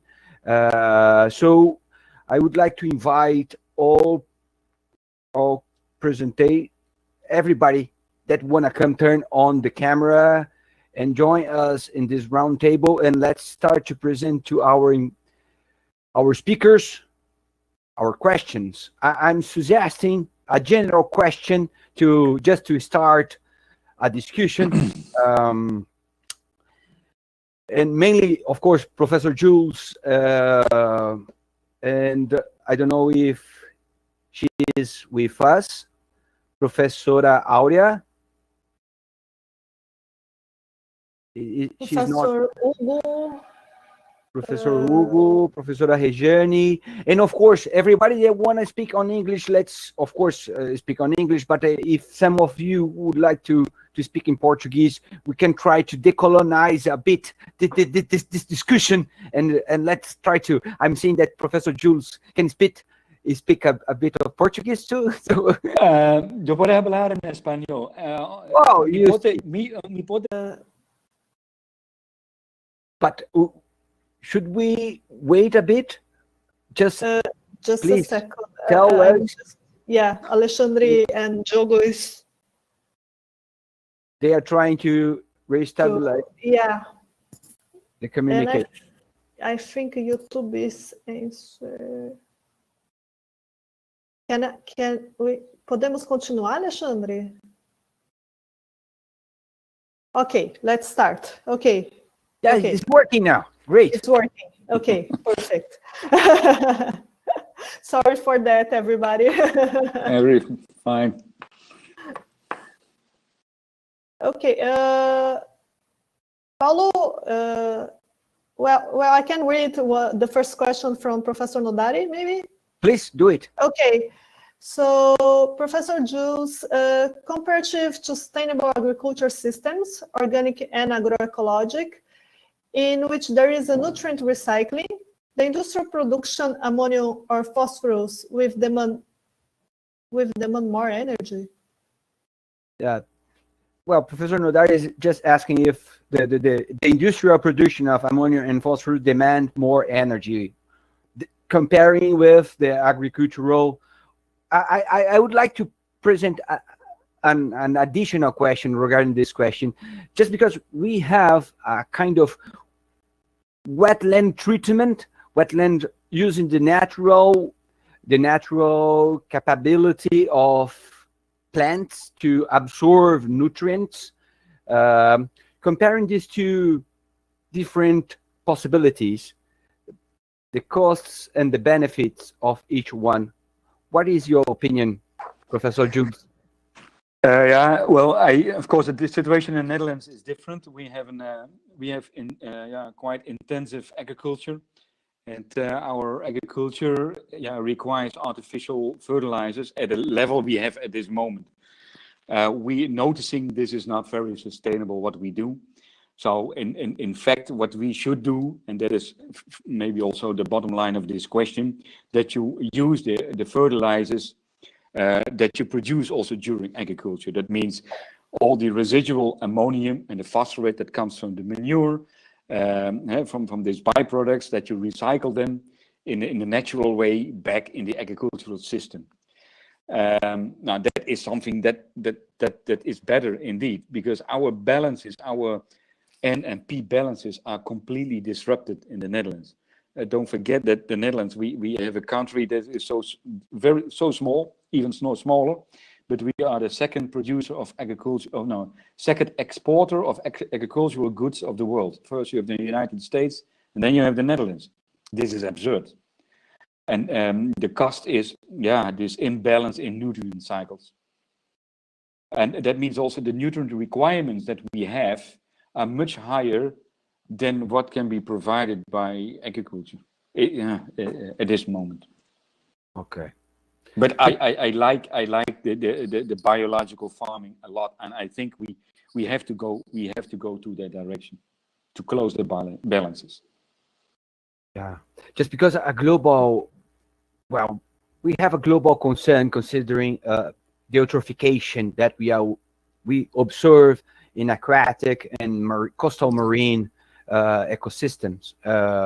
This is what in our project, considering internationalization project and ecology and biotechnology, we are looking for different solutions to provide this balance, this equilibrium of ecological process, and trying to use this like an opportunity to also produce social justice or equitability. And how far so far? Well, if we don't have another questions, I'm presenting you here a broad question that maybe everybody can discuss a bit. How far we are, or are we, to really reduce the impact of seaward pollution or coastal runoff on aquatic and marine ecosystems or environments? Can the planet thrive with the Green New Deal that Europe is presenting? The Green New Deal seems to me an opportunity to foster this kind of multilateral discussion. Well, that is the idea behind it. So it's you have the European Green Deal, and also in the Netherlands we have a Green Deal. The Netherlands, they adopt without any doubt the European regulations, and that is why we have to go down with phosphorus emissions from sewage treatment plants, which at the moment is 1 milligram P in the effluent. We have to go down to 0.1 milligram P in the effluent, and with ammonium at this moment the laws are 10 milligrams nitrate and per liter in the effluent, and we have to go down to 2.2. That is because we are a densely populated area, and the European Union, they look not anymore to absolute values, but they look to the ecological impact discharge has. This means we are a coastal area with large urban areas directly near the coast. So our effluents, our discharge, should not affect the ecosystems that is near to us. And for that reason, we have to treat our sewage much more deeper with respect to nutrients, N and P, than, for instance, an inland country like in Germany or in Czechia, Czech Republic or so on. They can relax more if they don't discharge in ecological sensitive zones. However, also in the inland, like if you have a oligotrophic lake, then you have to respect the ecosystem of that lake, and then you're also not allowed to discharge anymore high concentrations of nutrients. You have to treat very deeply the wastewater. But in principle, I like what I like about this legislation, that you don't have rigid targets for everywhere, but you can relax where it is not needed, but you have to be more stringent where it is needed. And that is the large centers. For instance, in your case, the coastal zone of Rio de Janeiro or Sao Paulo, in that area, the efflux is so high on the ecosystems, that will impact, and it has to drop down in order to preserve the natural environment. Thanks a lot, Professor. Claudia. Yeah. Yes, thank you very much, Professor Jules, for your very, very interesting presentations, showing us the broad spectrum of technological and scientific issues involved, and also the importance, of course, of the valorization chain, which is essential in order to turn it into a more circular process or way related to the wastewater. I would like to comment you about the valorization of the chain, of the product chain. Do you believe that this is the point that still presents the main challenges, or? A very good question. I like because that was for long times it was not well taken into account.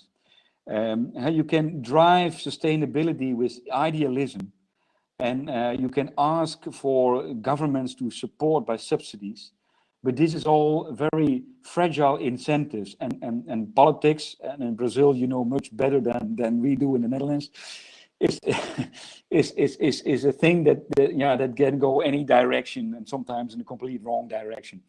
So, but in the end, a product needs to find the market. A product needs to find its way for closing the cycle.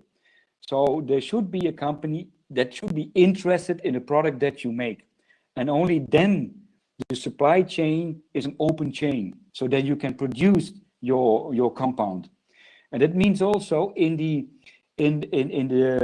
search for making a specific compound, don't do that alone as a scientist, but look into the market and what is required, and find the companies that in principle are interested, and discuss with them in what form they need a certain resource. And in that way, you need, it's a kind of a joint operation. So on one hand, you have the scientists, and I know that in Brazil, there's a bigger gap between scientists and the industry. And in the Netherlands, we more cooperate with each other in order to, and then you have also possibility to close that gap. Because if you make a product and nobody is interested, it will never be implemented. I had a discussion with some colleagues in Brazil. They said, okay, we're now going to make hydrogen gas instead of methane gas in an anaerobic reactor. And I said, why? There is nobody interested in that. Why would you do that?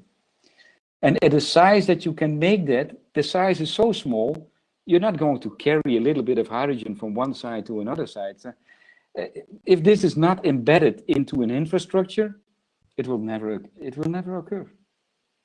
And yeah, we as a scientists, we sometimes intend to forget that. It's that particularly in our field, in the environmental field, recovery, recycling, we deal with one part in a technology intervention and developing the proper recovering technology, but then it has to go into the chain. Yes, thank you very much. Yeah. Most welcome. Paulo, I would like to invite Professor Maria Ángeles as well. She's representing Professor Aurora, and because she also talked about the zeolites and the sewage treatment. And I have a question for both of them, Maria Ángeles or Professor Jules. One thing, so this is very delicate because of course, we scientists, we work a lot in the investigation of sustainability, but the thing is how transform this in a political service or a public service. And because this is very difficult, we have all the results and we know what is working and what is not, but the difficulty as well is to give this return to the society. So what do you think about that? What is your experience about that, Professor Maria Ángeles and Jules? Maybe first, women first, Maria Angela. Bom dia a todos. Eu não sei se vocês preferem que eu fale português ou espanhol. Podemos hablar espanhol porque Professor Jules habla español también. Por eso te pregunta. Te voy a responder en español. Bueno, yo llevo aquí muchos años trabajando en Brasil, hace 10 años que soy profesora de la Universidad Federal de Santa Catarina, pero soy española, entonces voy a hablar en español. Con respecto a tu pregunta, yo no sé si las políticas públicas están todavía,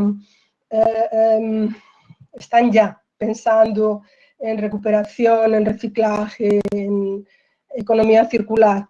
Pero desde luego la sociedad sí, y la ciencia mucho más todavía. Entonces, creo que es una cuestión de tiempo, pero ya sabemos que los recursos son finitos, los recursos se acaban y tenemos que aprovechar lo que tenemos. Entonces, me parece que todos estamos trabajando en esa línea de intentar aprovechar todo, de acabar con el desperdicio, en fin, de recuperar, de reciclar, de aprovechar, y me parece que, en fin, eso es una forma de hacer las cosas que requiere de mucha tecnología y de mucha ciencia, pero creo que estamos en el camino, ¿no? Siempre las políticas van por detrás de los avances, ¿no?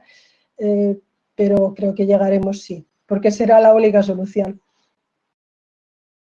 No sé si he respondido a tu pregunta. Claro. Professor Jules? Yeah, in fact, we had the same situation, but that was maybe 10, 15 years ago. For instance, with the struvite, that was seen as a waste product. But there was a public opinion that okay, we have to do something on the future with struvite. And in fact, the technology was there. We knew how to recover struvite, but it was politically was not allowed.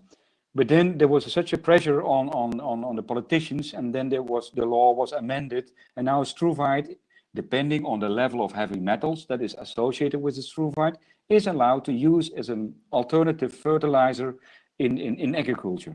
This means the scientists, you have explorative research of scientists that can be anything, so it's fine. Then you have directed research of engineer scientists towards a technical solution. And then you have engineers that are discussing with the end user in what type of form do you would like to have this research to come to a good product to be made. And then you have to convince the authorities for amending the legislation that you allow to use it. Of course, and we are a very small country, so the negotiation lines are very small, distances are small, and in our case, we have, it took not that long before the law could be amended, and now there's an incentive from the government to actually force a Green Deal. Now we have subsidiary programs that are subsidize research in this Green Deal, in which water authorities, together with universities, they can get funds when they look for solutions for closing cycles, for instance, in the water line with domestic sewage treatment. I think the public opinion is giving a pressure because now I realize that my students have more conscience than myself when I was in that age about the environment and recycling, all this idea. So I think this kind of pressure also can help to drive our research and also the political situation. Brazil is not in the perfect situation right now. But I think the social movement can help on this. I agree with both of you, indeed. But you see, I think the moment right now is really very delicate, and sustainability is not one option. I think we need, change how loud we are transmitting this message, just because we are really losing species, environments, and very fast. And the tipping point, we know it is close, so we need change. And I don't know if the policymakers we have and stakeholders can really realize how fast the change can be and how deep they will change our way of life. But I would like to bring Wanderlei Rogério Moreira Leite question. Hi, Jules. Thanks for your talk. Producing bioplastic from microorganisms is definitely a very brilliant way to convert residues into added value products. In your opinion, how can we go further on this topic in order to improve the originality of new research proposals? Thank you. At this moment, this is coming to a stage of a demonstration scale. So a water authority in the west side of the Netherlands, they now acidify the sludge. So they have an acid fermentation process coupled to the recovery of volatile fatty acids and turn it to polyhydroxyalkanoates in an aerobic process using this type of bacteria, turning into bioplastic. So there's a chain at this moment to be generated in which also a bioplastic producer is involved. And I'm sure on the biology there was always some new research to be created. For instance, some bioplastics they need to have a guaranteed specification. Think about the hardness or the stiffness of a plastic. And that is determined by the ratio of odd-numbered versus even-numbered volatile fatty acids. That's the chain length, the propionate, the butyrate, the valerate. So the ratio between valerate and butyrate and the ratio between valerate and acetate, that gives the product quality of the plastics. And that is what we know now from the plastic producers. And now we go back to the biology again. How now can we guarantee that we produce valerate and propionate and not butyrate and acetate? So now this kind of research is now being done. We also have a PhD now working on that. How can we now guarantee that the biology make what we need later on, because that is giving the right type of plastics that the end consumer wants. Now, and in this interplay, there's a whole lot of research. Thank you, Professor Jules. Yes. A last question here. We are running over the time, but I have Thales Abreu saying about Brazil, wherein the government believes that the resources are not finite. What is the international perspective to see starting to work with our waste as a renewable resource? Are there an expectative? And I think Cristiane, our prorector, she is working in this field. She can answer us. Cristiane, welcome. Hi, everyone. Thank you for giving me this chance to answer this question. I was following the presentation all the time, and I really was very keen to participate. I am the leader of the water, energy, and food project. Also I'd like to have a chance to pick the opportunity to answer it. And since I work on governance and law and politics, I think this question could be also answered. So I could try to answer this question, because yeah, we need politics. We need policies, we need policy, we need politics, and we need policies. And I think we are very weak in this, in both nowadays. But we are building this with the social movement and the strength of our universities and our institution, democratic institution. We can push to this opportunity, because also we are part of an international community, and the international community is working very hard to substitute plastic and to find a way for a better circular economy. The international organisms, they are very conscious about that, and I think as far as we as intellectuals, as scientists, go on the international forum and speak out about these technologies and the commercial possibilities and also political possibilities to enforce it, I think there is a way.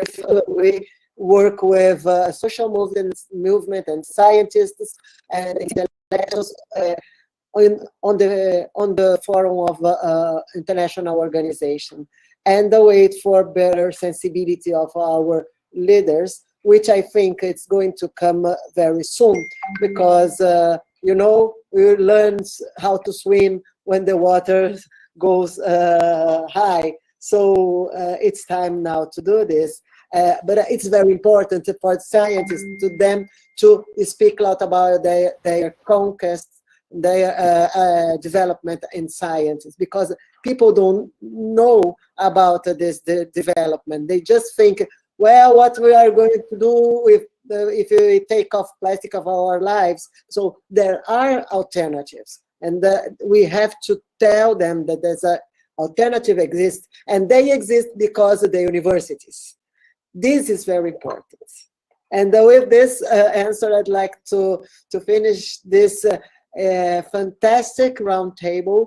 Thank very much our guests and our scholars here from UFSC. I'm very proud to take part of this thematic, and also to at this time be the leader of this PRINT-CAPES UFSC, that I have myself the opportunity to know better throughout these 2 days of hard work and marvelous presentation. Now, to finish with a good presentation, we are going to show the video produced by Paulo Antunes Horta. Thank you very much for everyone. Thank you. Thank you. Thank Welcome. you, guys. Thank you, Professor Jules, Maria Angelis, everybody. It was a very welcome. morning. Pleasure. Nice to meet you.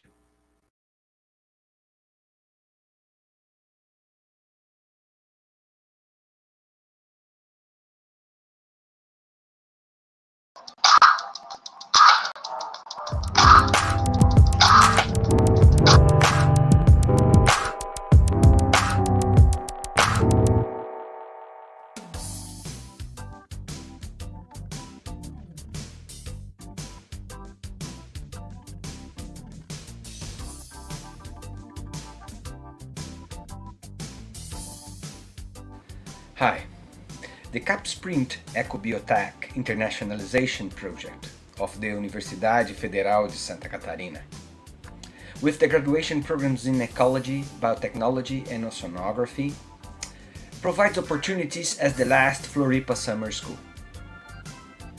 A school on board of our sailing oceanographic ship, our ECO. We are intensifying the international academic interactions, promoting lectures, workshops, and meetings. With a multidisciplinary approach, we are fostering a broad discussion about the role of marine ecology and related applied sciences in the context of climate change, ocean acidification, warming, and pollution. Our project helps develop the abilities and knowledge to identify these environmental problems, their causes and consequences. With this strong basis, we are discussing and presenting solutions to stakeholders, a healthy ocean and society. The first 2 years of our project, with the CAPES Print financial support, we visit partners and institutions. With the exchange of experiences and infrastructure, the viability of 5 PhD sandwiches, with the Brazilian presence abroad, and the attraction of visiting professors to our institution, we are improving the formation of our students, researchers, and the quality of our works, providing contributions to consolidate the internationalization of Brazilian science, building innovation in nature-based solutions to the sustainable development. Come with us to create innovative solutions to our future with this transnational, broad, necessary, and wonderful experience.